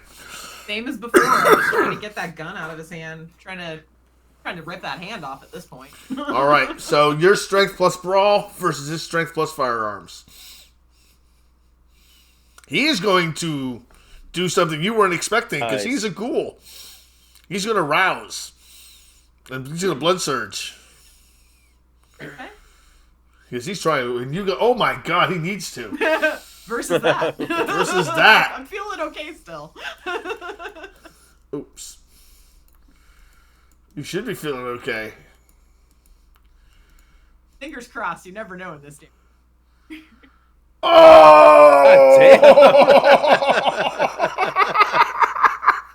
All right, so as you reach in, you bite him again. He fires, and he shoots you again. Use the fate's reversal on the dude, but it might come back and get him a crit. Yeah, I feel like we need to save that. We need to save that for a more important fight. Like I feel like Yeah. Okay, more get out bad of shit's jail. gonna happen. Yeah, no, I'm okay. Ulfild has 8 health. Shot with 3 superficial. Fine right now. Okay. I deal some damage to him, but it's the same bullshit next turn, I guess. Yes, Dante, the man you shot is down. He is probably dying. You're sure of it. But he spends the blood. He browses and spends the blood to try to heal. Because he's a ghoul. He definitely gets hungrier. They don't have hunger dice, so to speak. All right, so he kind of gets up and he points, and he's going to take a -2, but total -3 because you get the cover, and he's going to fire at you from the prone position. He's pretty confident he can do some damage, but he's got a -3 to it. That gives him 5 dice.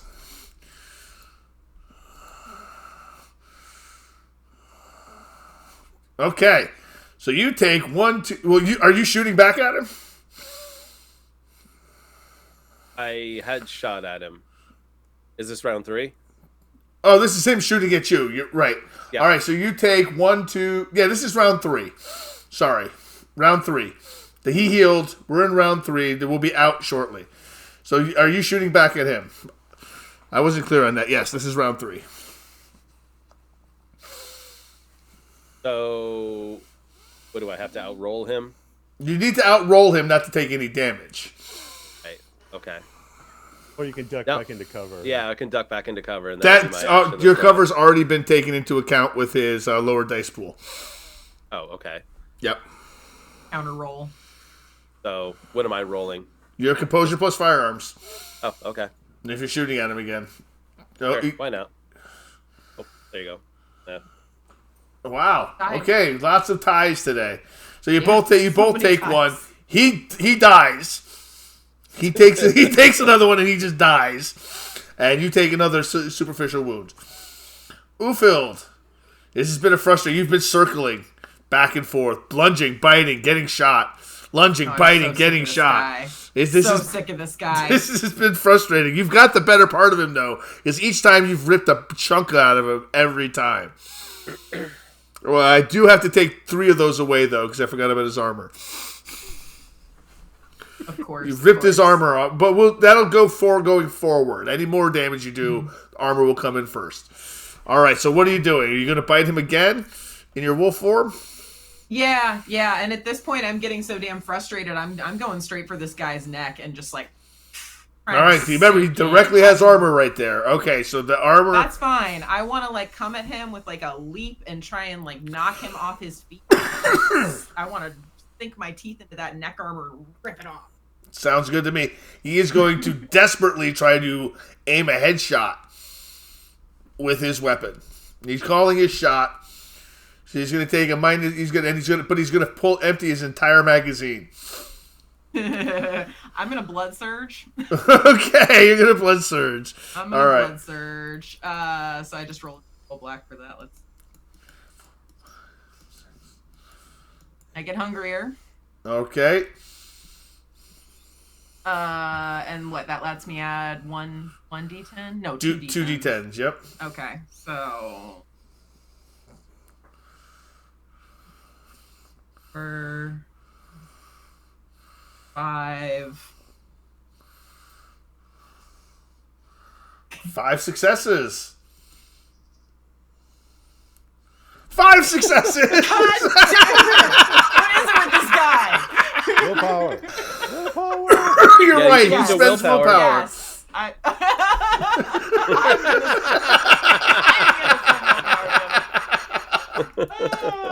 right, I can reroll. Ghouls have no willpower. Yes.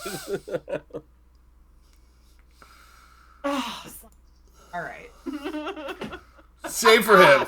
So you each, but he still empties his entire magazine. That still happens. But he only hits you. He only grazes you as he empties the entire magazine. He can no longer fire that weapon at you. As you bite into him again, that's a total of 3 aggravated damage you've done to him. He is not in great shape, and he begins to back off. That's 3 and out, and he runs for the door. The other one is dead. Can I chase him down? You can chase him down. I'm chasing that bastard down, and again, I want to take him to the floor, and I want to just sink my teeth in. All right, you do that. You leap onto him and you sink your teeth into him, and it only takes 1 real damage to do it, and you kill him. He doesn't have a lot. Him? You can drain him I'm dry. hungry as fuck. I'm gonna. I was gonna say, can I drink out of him or the other guy? You can if you want. All right, how much hunger can I slake with this dude? You can get yourself down to full. I'm gonna do a. I'm gonna do a rouse check. Yes. Because I need to heal up a little more. And I get hungrier. So yes. Can I take 2 hungry off? It's good. You can get yourself completely down to. You can fill yourself up if you don't care about killing the guy. I don't. It's clearly not an innocent. I'll also roll a rouse check to heal, and I don't get hungrier. Olfield's still gonna stay in her wolf form, and she literally just like shakes, and like a couple bullets pop out of her body. Can I roll another to heal up more while we're down? Or... Yeah, absolutely. All right, sweet. Take the time. Oh, there we go. Nice. I don't get hungrier, but I get healthier. You get healthier. All right, as the bullet holes heal and your body knits itself back together, your necrotic flesh, your dead flesh, stitches itself back into smoothness the way it was before you died. Your static form reformed. Salvatore, you've snuck around. You've almost been shot. You've snuck around, but you don't see Valeria at all. How far to the power? To the power? It'll probably take you about 5 minutes if you take it slow. But you have to. If you go faster, you're going to break your celerity. Mm-hmm. Yep, I'll go for the power. Kill it. Oh, Valeria, get out. All right, so you make your way toward the power, and you do it slowly, so it takes you the full 5 minutes. The rest of you, what are you doing? Are you going into the Citadel? Yes. We're gonna go in. We don't want to go in super deep, but we want to go in just enough to draw attention. Just the tip. Just the tip. Okay. So you enter. Exactly. You walk into you enter in, and you are greeted by 4 more guards. Did the guys outside have anything arms on them, like automatic weapons, grenades, anything like that? Good question. Now you're remembering to see if you picked it up. Okay. No, contrary to common belief, they were not carrying grenades. Most people don't use grenades because they're very bad at. They're very easy at killing yourself and your friendlies with them. Be real nice to have some grenades right now. They did have automatic weapons. One was completely emptied, but he had extra magazines, and the other one had an automatic weapon as well. The one that shot you. Yeah, I think you guys should arm yourselves with the things. The prince needs a gun. I'll holster my pistol and I'll grab that up and a couple extra magazines. Yep, the prince holsters his sword, sheathes his sword, picks up a rifle, grabs the magazines, clicks back the charging handle, slams the magazine and clicks back the charging handle, primes it, gets it ready, and looks like he's ready. He's done this before. Taps the magazine against the side of his head. No, that does not do that. All right. So you enter, and you're greeted by 4 more behind. You're greeted by, like, as if they were almost waiting for you, as if they'd been tipped off that you were coming. As if someone said that they could stop a camera, but wasn't quite sure that they could. They are four of them behind. They are at the entrance behind sandbags. Salvatore, you get to the power. How do you take the power? What do you do to get rid of take the power down? Just start shutting things down. Turn all the levers down. Start turning shit off. All right, so the power goes out. Boom. And I need to get the fuck away from this place because now I just told everybody where I am. I feel like you need to do something to like destroy it though. Otherwise, they're just going to turn everything right back on. I don't have. You're gonna have to do it. I mean, for lead pipe laying around, like. No. Damn it. Now, if I had grenades, this would be great, but Right. I don't. We're in a place that's full of grenades. Yeah, but no, I haven't dropped anybody that had anything, so. All right, so the three of you are in the dark, and they begin firing. So we're going to go into 3 more rounds of combat against 4 people with automatic weapons. So the first one is going... Exactly. Did you pick up an automatic weapon, Ulfhild? No, Ulfhild doesn't use guns. She's standing there with her eyes glowing red like a big damn target, but that's okay. She'd rather draw the fire away from Dante and Lestrade. So what's that keyword? Can we like come around a corner? Yes. You said they're behind sandbags. Okay. They're behind we sandbags. Didn't just come through double doors and they're right there. No. You came behind the corner. You came through the double doors behind the corner, around the corner. That's where they're set up in the security area. Okay. I think we should only blind fire around this corner. I think we are here to be a distraction. We don't even need to kill any of them. We just need to keep them around this corner, thinking that we're going to kill them if they come around the corner. Because power went out. We just got to wait for extraction, or confirmation that Salvatore is out of here with the plate. Valeria optional. Valeria optional. Wonderful. All right, so you're just going to blind fire around the corner? Well, not immediately. I mean, I would love to put heightened senses on, but I also don't have anything to stick in my ears so that my eardrums go flying out of my skull. I could use some earplugs, but I guess I don't use them either. But yeah, I'm gonna stay on this side of the corner. I'm not going around that thing. Well, you did go around it initially. And you're ducking back around it, I take it. Yes, I'm. And then you see what you falling on my ass. Yes. Whoops!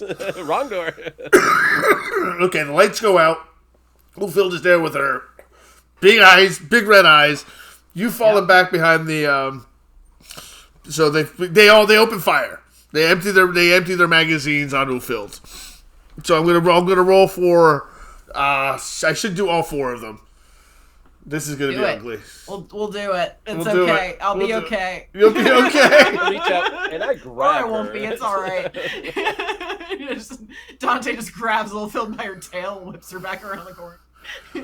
Okay.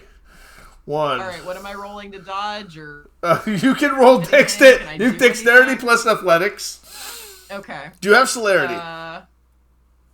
No, I don't have celerity. Then you may roll dexterity plus athletics to dive for cover. Okay. Say, yeah, I don't have. Change into wolf form. I don't have be any much hunger shorter. at least. So. Yes. 3. All right, so you take 4 superficial, cut in half. So take 2. All right, the next shot comes in. Now you take a -1 to this one, so only 3. Okay, so 2 again, or no, 3. Yep. Now you got to roll your dice. Yeah, you got to roll the same roll you did before, -1.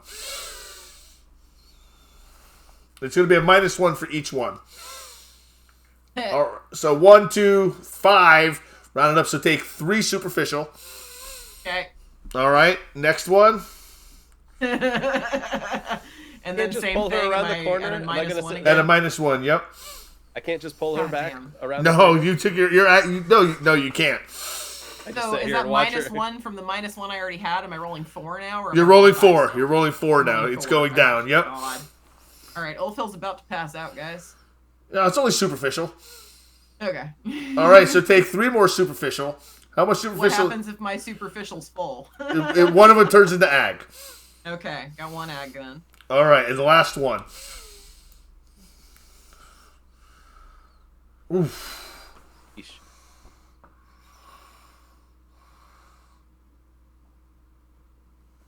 All right, so take 4 more. I think it's time to extract. I think it's time to exfil with I need to get the hell out Yep. of there. And I also need to roll a rouse check to try and heal. Yes. All right, so top of the round.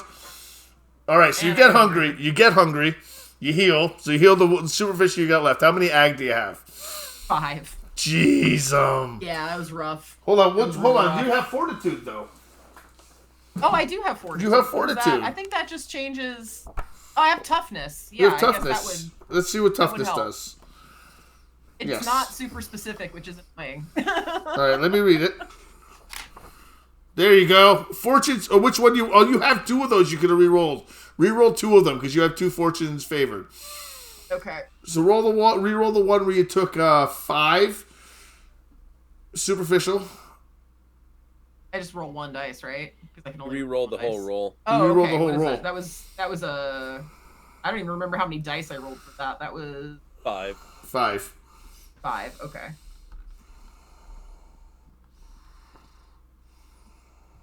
Yeah, it's not any better. It's not any better. Nope, it's not any better. Chat's got your re-roll backs, but it another wasn't one. any better. Yeah, it's all good, guys. Thanks for trying. That's all right. Let's see if toughness helps me out at all. Yep, I'm getting there. Sorry, guys. Toughness. No, you're fine. Give you the page number if that helps. I got it right Doesn't here. help. Okay. Okay. Subtract the fortitude from the defender from all superficial. Yes, it does. Subtract the fortitude of the defender from all superficial damage sustained this power before having the damage. So you're at least there you go. so take at least 3 ag away. Okay. Okay, so you should Okay. be at 2 ag. Yes, I'm at 2 ag and 4 superficial now. 4 which is much superficial. You're better. technically impaired, yes. so you're at a -2 for all your actions. No, All that's right. fine. I'm just gonna keep healing up behind the corner as long as Lestrade and Dante are shooting. All right, so now are you guys going to shoot around the? Now it's turn 2. Lestrade. I think They we just should emptied make their a clips. We should be in attack- pretty good shape. Yes, exactly. They emptied their clips. They're taking the entire turn to reload. What are you guys? What are you doing, Dante? What are you doing, Lestrade? I'll tell you what Lestrade's doing. He's waiting to see what you do.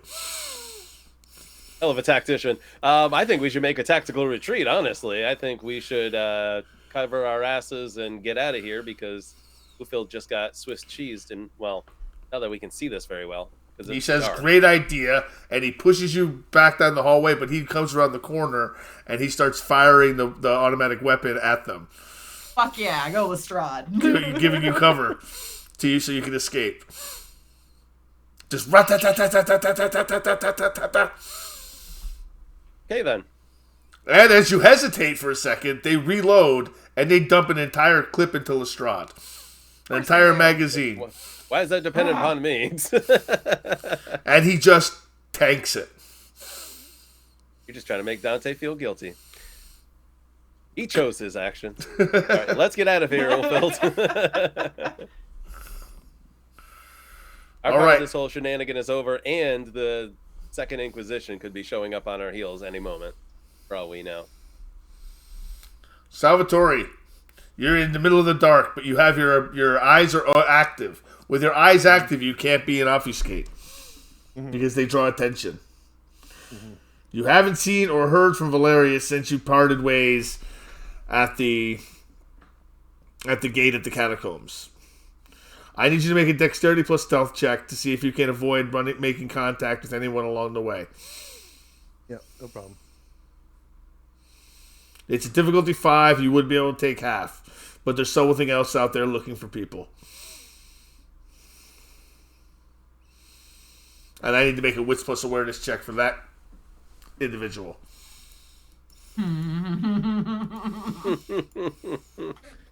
Oh boy. Oh yeah. Why do I know who this is? Oh, willpower, Salvatore, willpower. Oh my God, willpower.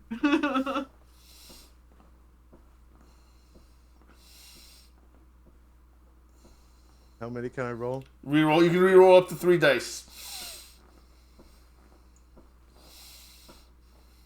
Nice, very nice. Very nice. All right. That's a crit. You do not manage to run into the Butcher of Raqqa as you're creeping through the catacombs. Exactly, that's what it was. As a matter of fact, you manage to circumnavigate him nearly completely.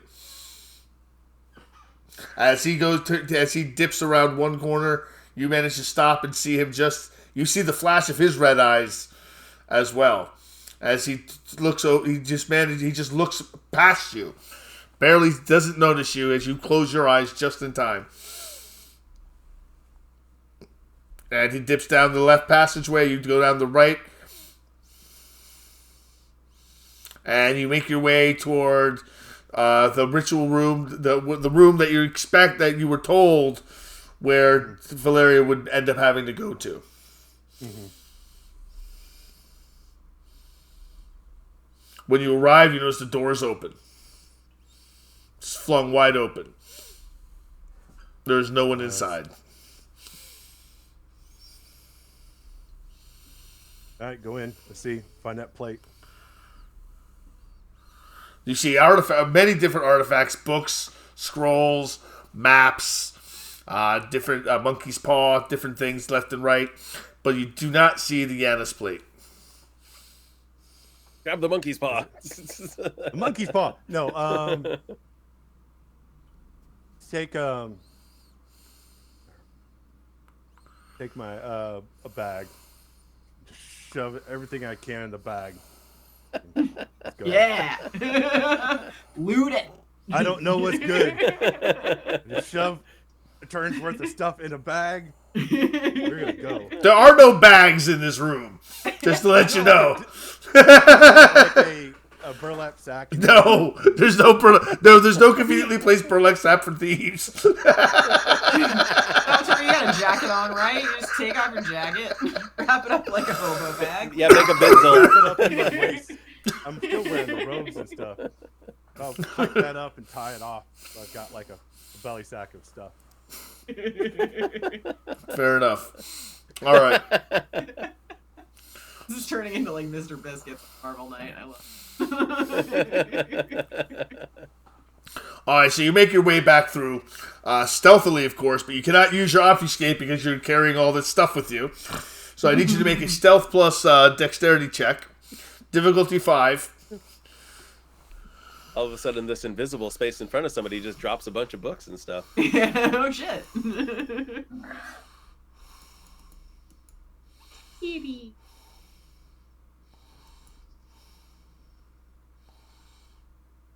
Oh, you got 5. He got 1, 2, 3, 4, 5, 6, 7, 8 because he got a critical. Oh shit! Oh, the crit. Oh, the crit. God. The crit. As you're creeping Can't roll your through way out of that. the catacombs on your way back out, you hear something heavy behind you. Time to go. Fleeing. All right. So you're going to flee is what you're going to do. I'm gonna flee. Fuck this. I'm not fighting whatever's in here. Probably the butcher. I can't take him in a fight. Not in a straight up fight. All right. So how are you fleeing? Because it's very important how you flee, or how you attempt to flee.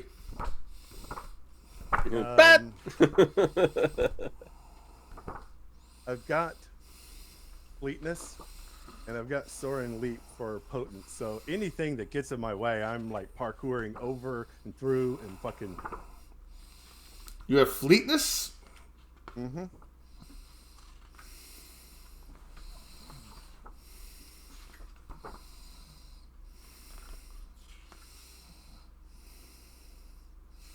You need to make a rouse check Okay.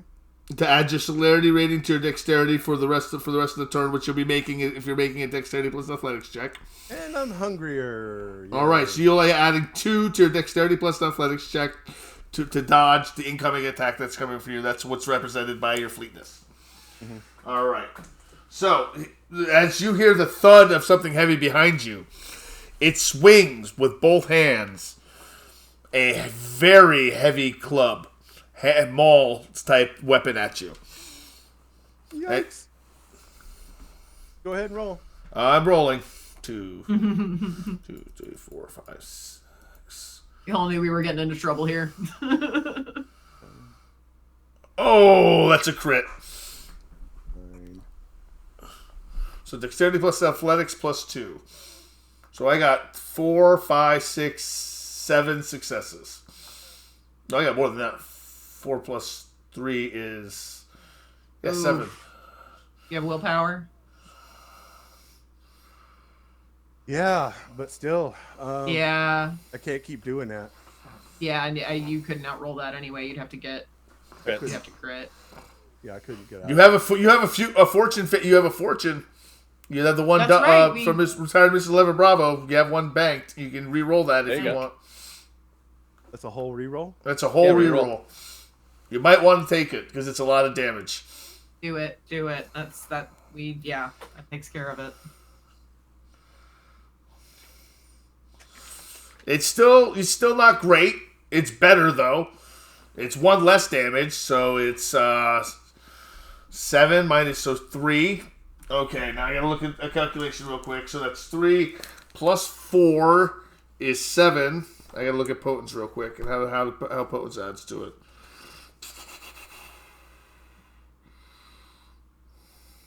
Nope, prowess only counts for unarmed damage, and I didn't use any other powers, so nope. Okay. So take 4 superficial, halved. Take 2 superficial damage as your body is flung against the wall from an ungodly force as you're hit by this maul. Ow. You manage to move barely out of the way with your fleetness, but he's coming back at you. That's round 1. Round 2, what are you doing?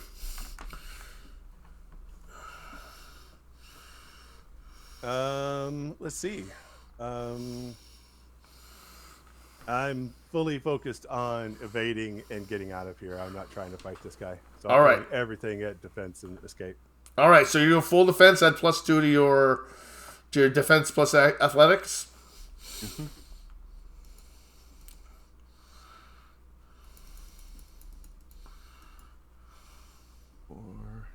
That's 9 again. Only 3.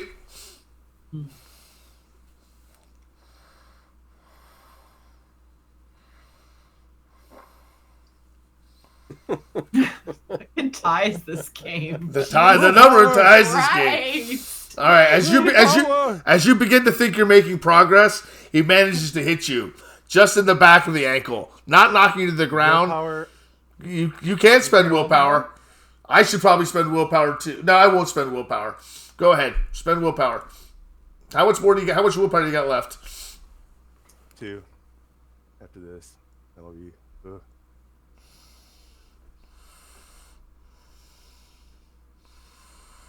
All right, so you get a success. You dodge this. You dodge this attack. You take absolutely no damage, and you begin to put some distance between yourself.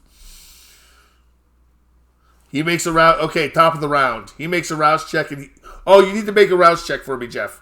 Activate your celerity from the last turn because you used it. You're hungrier. Me hungrier again. All right. He spends a rouse check to see if he to activate his celerity to try to keep pace with you.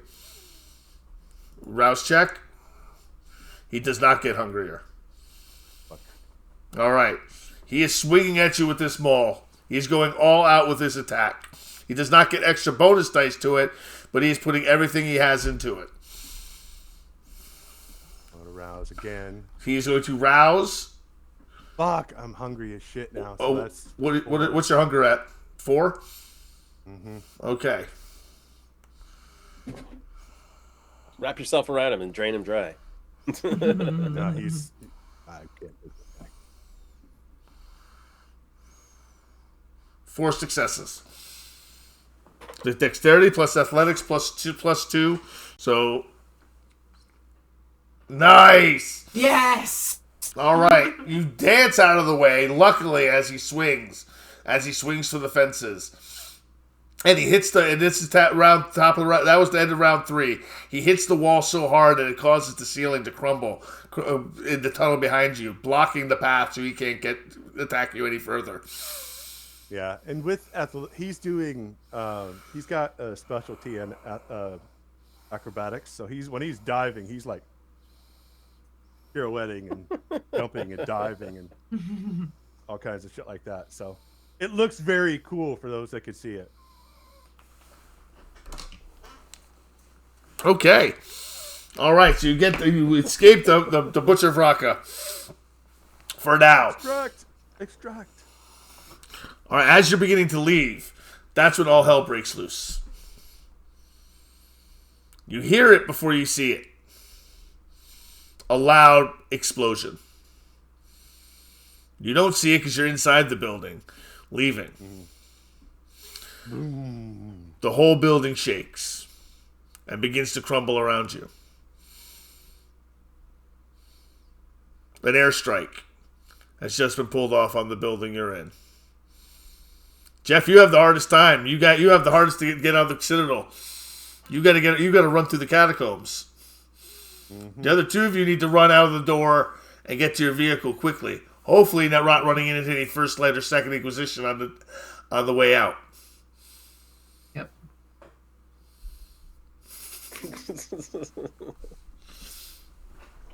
I'm gonna roll a die for each entrance.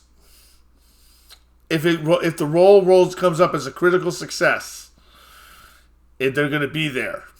A critical success on these rolls. So it's going to be a red werewolf die, a green werewolf die. So the courtyard, the main courtyard is the werewolf die, the red werewolf die. The catacombs is the green werewolf die. The collapsed wing is the red vampire die.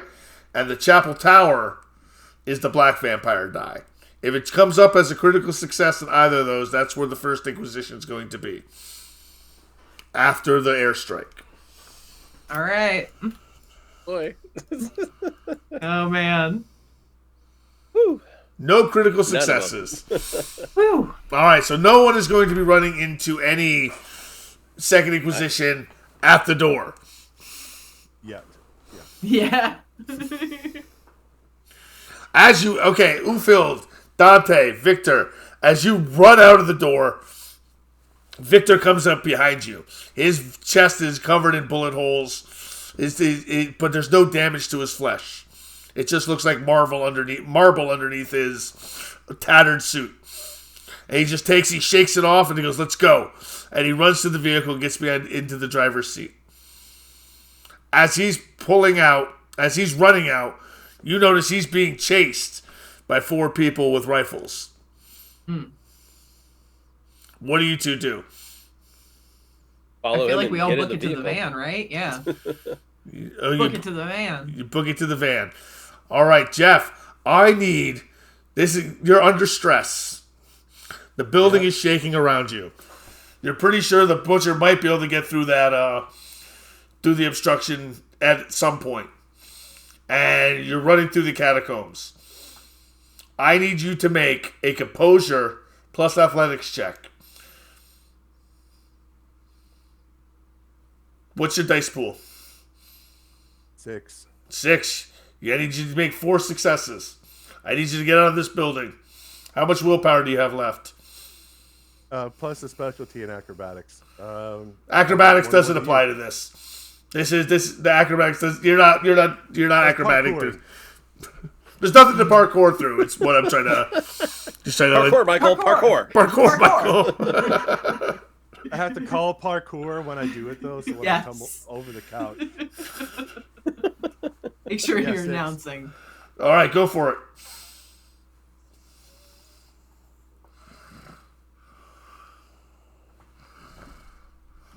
You want to spend the...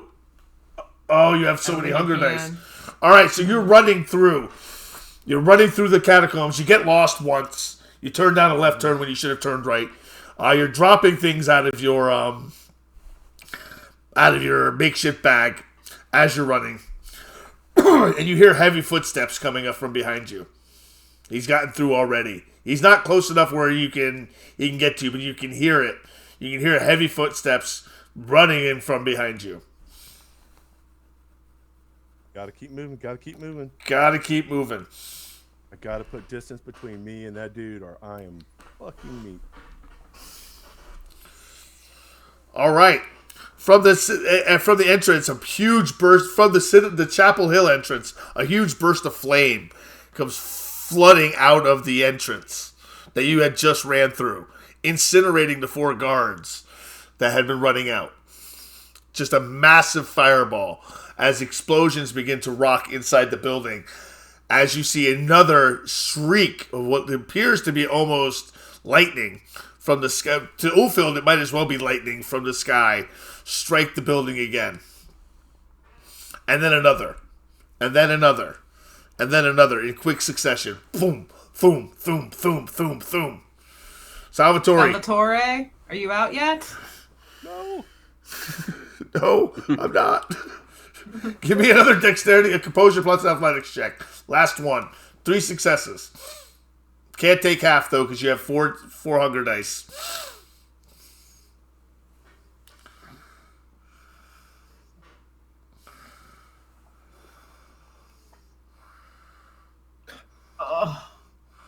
All right, as you're just about to get out, the walls crumble in front of you,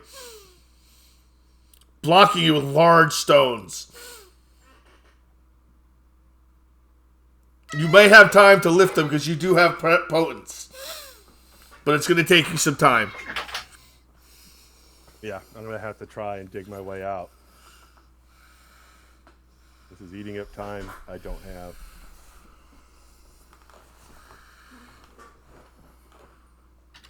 All right, let's get to the catacombs entryway. Let's get Salvatore. All right, so Victor puts the car into gear and begins the hectic drive toward the other catacombs. The sky is on fire. It is dropping hell on the Citadel. Victor, I'm going to have to make a drive check for Victor to make sure that he can dodge the incoming detritus that's flying off of the building. Oh, yeah. There's so much debris in the air when something gets hit. Oh, my God. Good. Victor is an amazing driver. Yes, he is. Thank you, Victor. Better driver than a swordsman. I didn't say that out loud. He makes his way to the catacombs entrance, where you see that it has caved in.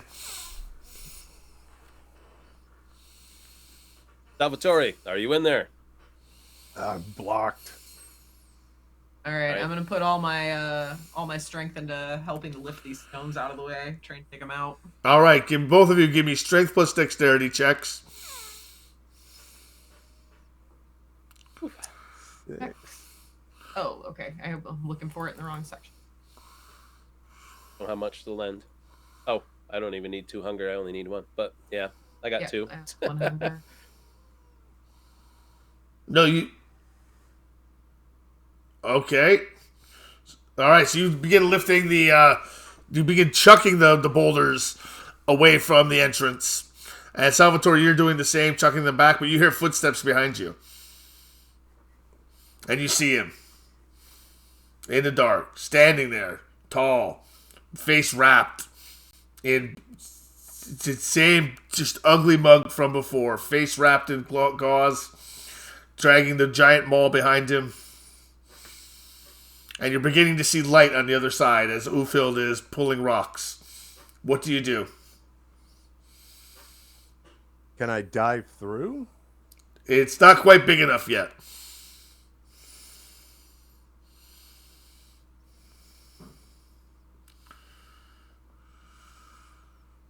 Pull off my robes, toss it through the hole.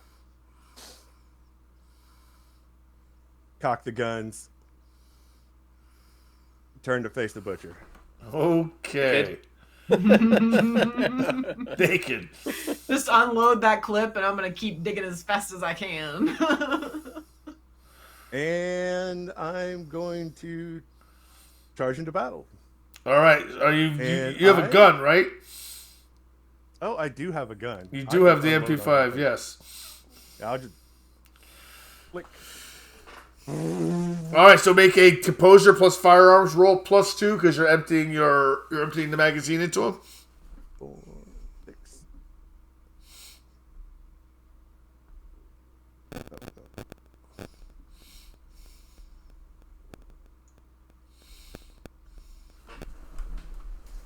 Or roll a rouse check to heal. All right, he's just going to let you shoot him, and he's going he's going to soak up 3 of the damage you do to him with his fortitude, with the same toughness, the same power Ufild has, and he's going to swing the maul at you, full force. All right. Oh, here we go. If he misses, he's going to hit the barricade and open it up. Hopefully, I can do the last minute. Haha, dodge. Like flip out of the way, kind of things. Unfortunately, you can't because you fired.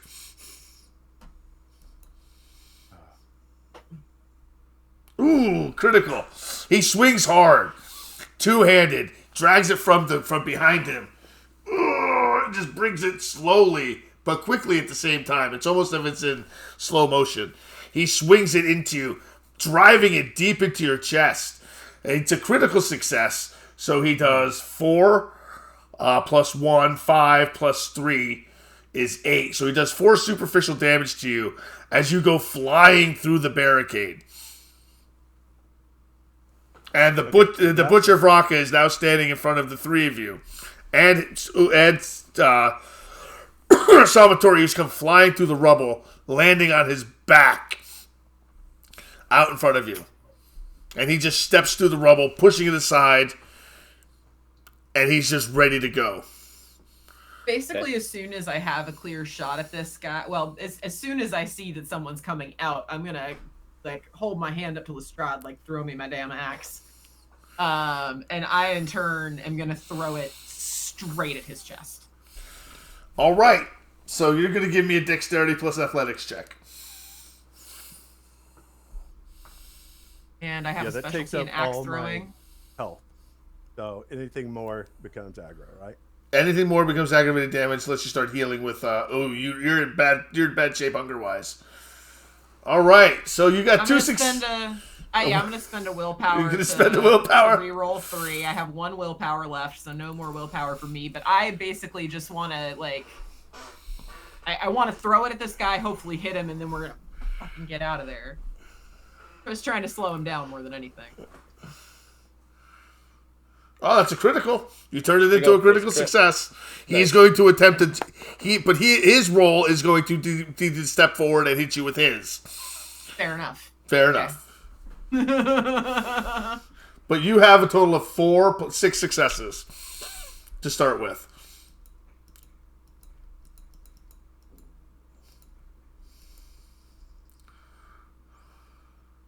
All right, so he only got 4. You got 6 successes. He ain't shit. As you throw that axe, it sinks into his chest and lodges itself deep into his armor. And the armor soaks the damage. Yep. All right. So I unload the clip of the rifle I picked up on him. Okay. So you get +2 to it. Okay, some composure and firearms. Composure plus firearms. +2. +2.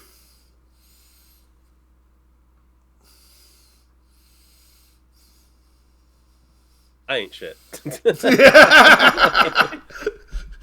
He attempts to dodge out of the way. I actually, I'm going to use a willpower. I haven't used one yet. I'm gonna use a Do willpower it. There you go. You really should. You really should. That was an appropriate time. So you have 4 successes. Okay, let's see how he does. His dodge roll ain't shit, though, because he's a big old goof. Does he get a dodge? I feel like Yes, he does get a dodge. fire is literally raining down from the sky right now. I feel like we just need to retreat and leave him. I'm not going to give him a dodge. I'm gonna let you do the damage to him. So you did 1, 2, 3, 4, 5. Yeah, he did take a swing. So you do 4 damage to him, so that's 4. You're using the rifle, so that's 3. 4 plus 3 is 7. So 4 damage. You do 4 superficial damage to the butcher. Lestrade opens up with his rifle. Composure plus firearms. And he just opens up on him just like you guys. He wants to be cool like you. And the butcher falls over, not dead, but just tumbles. As he too takes another 4 superficial, which converts a little into ag. As he falls over. What do you do now? I am done with this bullshit. And since I'm down to all the way down, I think I'm going to go ahead and voluntarily frenzy and mob onto this guy and try and suck him dry. There's fire raining from the skies. There's fire raining from the sky, but you may back up. All right, so you're going to voluntarily frenzy. Well, you're not in frenzy, so you can't voluntarily frenzy. You can only voluntarily frenzy when you're already in frenzy and try to take control of it by riding the wave. But you can try to jump on him and feed on him if you want. Sure. I'll do a rouse check to try and use my...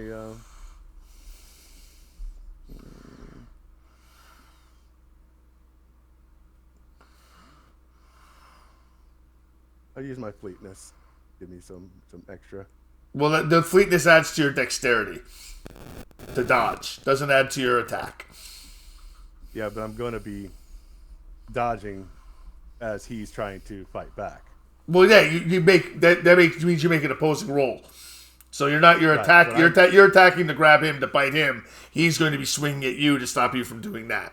That's how that. Right. So whoever gets the most successes wins. Okay. So your fleetness doesn't matter. Okay. So I'm just trying to mob onto him. So strength plus brawl versus his strength plus melee. He's going to take a -2 because he's on his back. I have a specialty in grappling. Yep. He's going to rouse. He's going to rouse to blood surge to try to get rid of that penalty he's got. He'll be fine.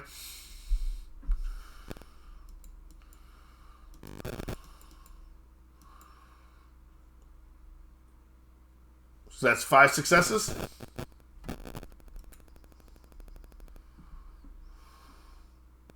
5 to 5. That is 5. 5 to 5, yep. 5 to 5, yep.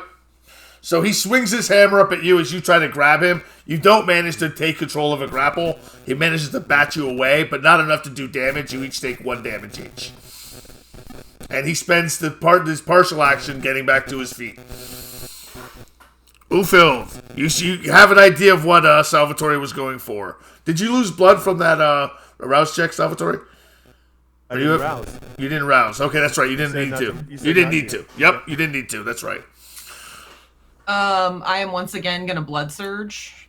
Okay. And same thing. I'm gonna go. I see what Salvatore is trying to do. That makes sense. So yeah, my axe is still sunk into his chest. I'm gonna try and grab him and bite into him. All right, so you got to grab him first, and he can attempt to dodge you though, because it is not you are not using a firearms attack.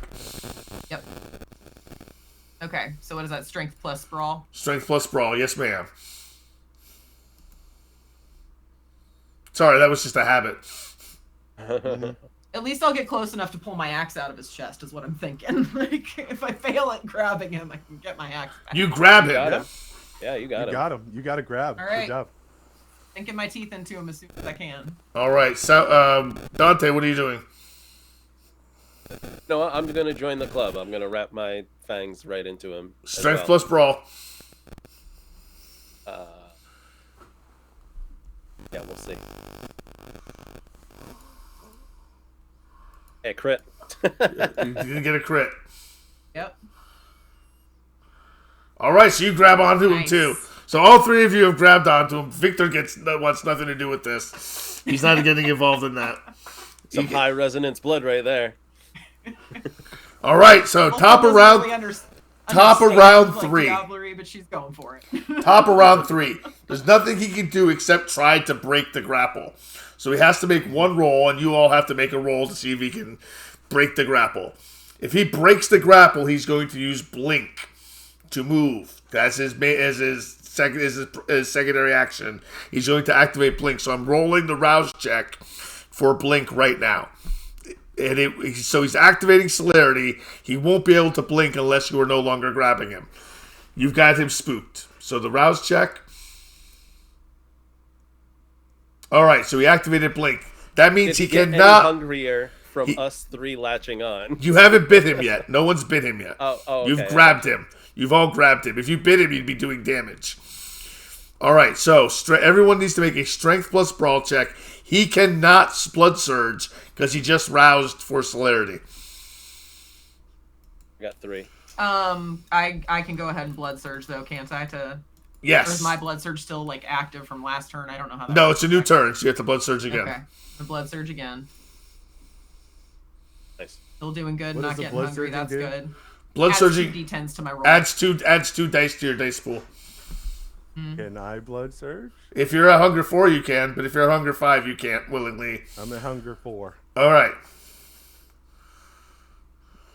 So make a hunger check. I think that's 8. So 4, 7, 9. Okay, I roll 9. Okay. All right, you are now at hunger 5.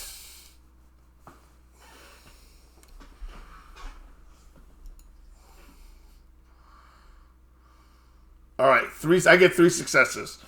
So I will break the grapple on anyone who doesn't get 3 successes. Okay, I got 4. All right, you got quite a few retired level Bravo. So you're going to maintain. Oh my gosh. Keyword? I got 3. You got 3? All right, so everyone maintains, and you can all bite this turn. So you all just bite into him. And you take his blood. Does anyone want to try to attempt to diablerize him? Because you're going to drain his blood quickly. I feel like what I want to do is I want to drain him till the point of near fucking death, and then I want to take my axe out of his chest, just fucking swing it on his neck and take his head off. Diablerizing is such a no taboo, so yes, I do want to do it. Oh, I'm totally gonna diablerize. No, but I'll take him down to almost nothing. Well, you sure you want to do that? Because it's not. You automatically lose a point of humanity, and then you'll gain stains and possibly lose more. And you'd be breaking. I don't want to. And you'd be breaking the canonical tenets, or at least your own conviction. So it's up to you, but you can. It is on the table. Really, a really horrific bad guy. Oh, I still want to take his head off. That's what I'm saying. I'm saying we drain him to the point where he can't even fight back anymore, and we take his head. Like, he's dead. And All right, if okay. I could take his power, I could use it for good. I'm really Slippery slope, hungry. my friend. Slippery slope. I mean, you can drain him until he's practically empty. You either die the hero or live to become Live the long enough to see villain. yourself a villain. Exactly. Exactly. Salvatore is taking a dark path. I'm gonna take these powers and use them for good. All right. All right, so if you want to do it, you can do it. We'll go through the process, and you can go through it if you want. All right, so you automatically lose a point of humanity for even attempting. All right, now you must roll a contest of your humanity plus your blood potency versus the resolve plus blood potency of the person you're going against. Every success rolled, even if the contest fails, gives the Diablos 5 experience points to immediately spend on increasing blood potency to a maximum up to the victim's blood potency or on disciplines known by the victim. Should the contest fail, the Diablos loses an additional point of humanity for each success by which they failed. If this failure corrodes their humanity to 0, their appraised mind replaces Diablos. They become the host body of the blood and personality of the target, becoming an SPC. Just tell me I can't follow all that. Just tell me what I roll. All right, so you're going to roll your humanity. You might be able to take over your body, though, is what he's saying. Like, your humanity. No. Well, minus the one you just lost. So 5. 5 plus your blood potency. 2. So you roll 7 dice. Versus their resolve plus blood potency of 4 plus 4. 8. Okay, so mine is 8. You're not rolling Diablo, Dante, are you? I want nothing to do with this. Oh, I was going to. Okay, so I don't know how it works if both of you are doing it. Oh, You know what? It's fine. I'll let him have it. I'll just. You try for a bigger fish. Yeah. You got more than 3. You got a critical. So you got 4. You got 5 successes. All right. So 2, 3, 4, 5, 6, 7, 8. You have 5 successes. I got 5 successes. We both got 5 successes. Every success rolled, even if the contest fails, gives the Diablos 5 experience points to immediately spend on increasing blood potency. So the contest didn't succeed, so the Diablos loses an additional point, so nothing happens there. So you do not use willpower to succeed? No, you cannot use willpower. You succeeded. You succeeded. So you got 5 successes. So that gives you 5 experience points per success. 5, 10, 15, 20, 25 experience points to spend on increasing blood potency or disciplines known by the victim. So you can spend you have 25 experience points to buy celerity, potence, or fortitude.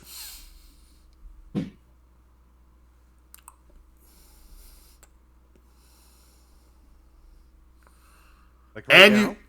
Right now. And you lower your generation by 1. Oh, Jesus Christ. I don't know. How much potence do you have? 1. 1. You can buy a dot of potence for 10. How much celerity do you have? 2. You can buy a dot for 15. So you can buy a dot of potence and a dot of celerity. There we go. Your generation lowers by 1, and you now have black veins in your aura.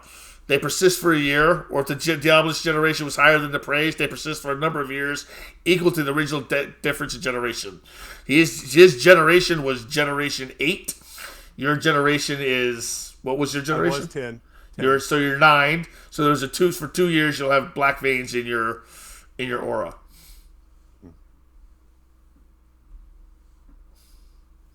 People will be able to see it on you. Yeah. Exactly. I think it's time to go. It is time to go as you see more airstrikes coming in. What if Valeria? I was just about to mention Valeria. As she pops out, she's sitting in the passenger seat of the truck with the plate in her hand, saying, "We need to go." Right. All right. Hop into the van. I would definitely come off of him on my knees and just howl.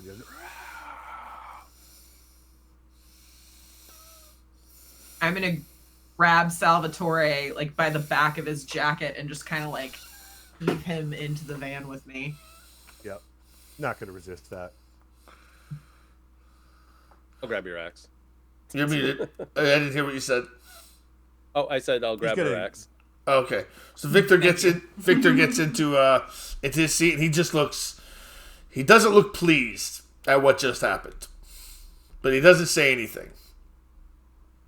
But there's judgment. But there is judgment. Or as hell. War turns us all into monsters. So you do have take 3 stains for committing diablerie for Chronicle Tenants. So you'll have to make a yes, you'll have to make a resolve roll.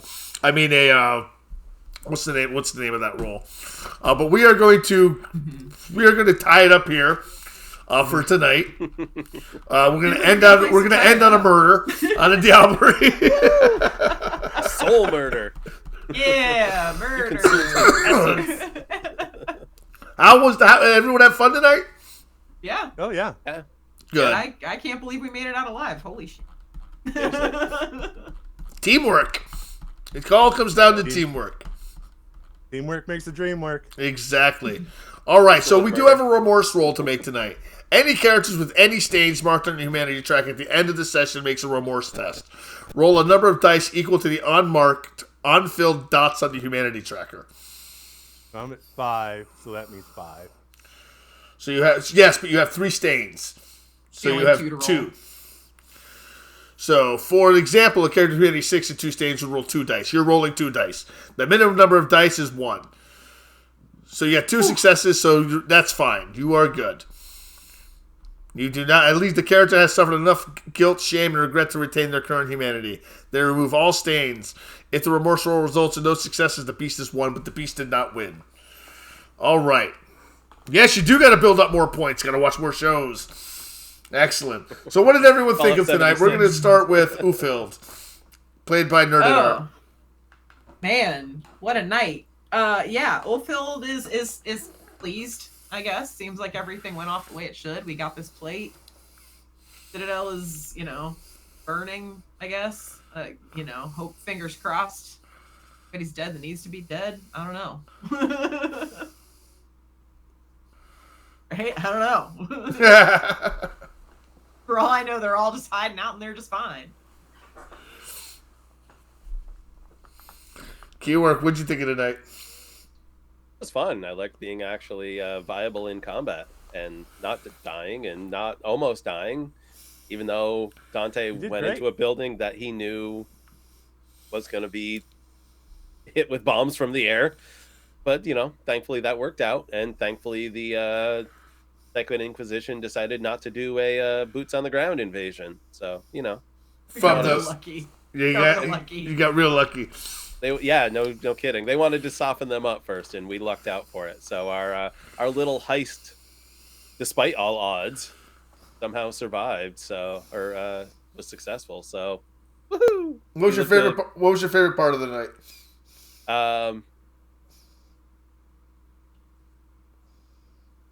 I don't even know. I was tired. It was just fun. The whole thing was a ride, man. It was great. Good. It was fun. Jeff, your Diablo King. Yeah. Well, I thought it was a good thematic beat for the trying to do good Salvatore to, take a hit like that. When all the rage and all the hate and all the hunger and everything culminates in that last moment, and this is a really, really, really bad guy and justifications in your mind kind of thing. And he just hit fuck it and went all out. So yeah, I think it's definitely a good story beat for him. So just running and trying to sneak and get away and oh my god. Good job infiltrating and not getting caught, by the way. Yes. That's on the way out. I'd have been fine if they hadn't dropped the fucking building on me. Which I knew was coming. I didn't expect it to happen here. I expect it to happen somewhere else, but it all works out. It's fine. It all works out. Well, I gotta say, I really enjoyed the stakes tonight.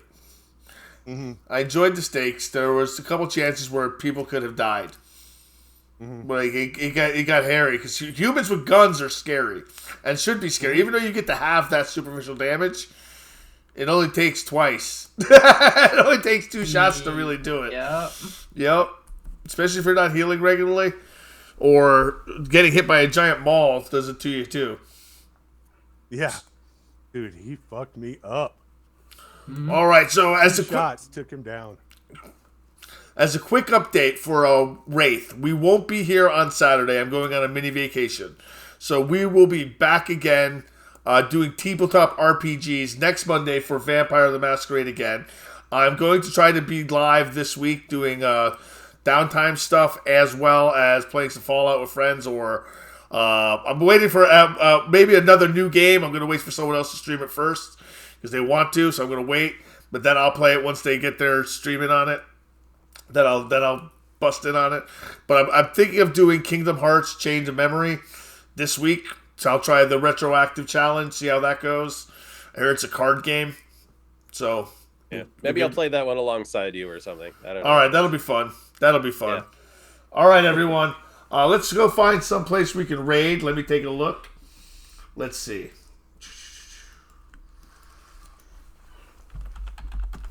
Let's see. Who can we raid tonight? Does anyone have any recommendations? It's a Monday night. And the feeling's right. And the feeling's right. Oh, what a night. Oh, what a night. Let's see. I think we should go see the Neon Swamp. They're playing Lancer. And we can go see what that's about.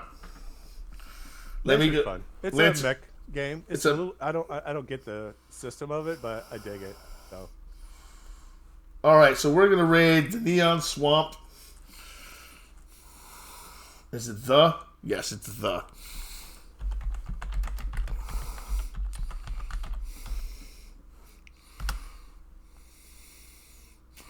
All right, everyone. Thank you for being here with us tonight. Remember to like, join, subscribe, do all the things. Join our Discord. Follow everyone you see. Peace, everybody. Have a good one. Good night, guys. Thank you. Night. Goodbye. Thank you for watching.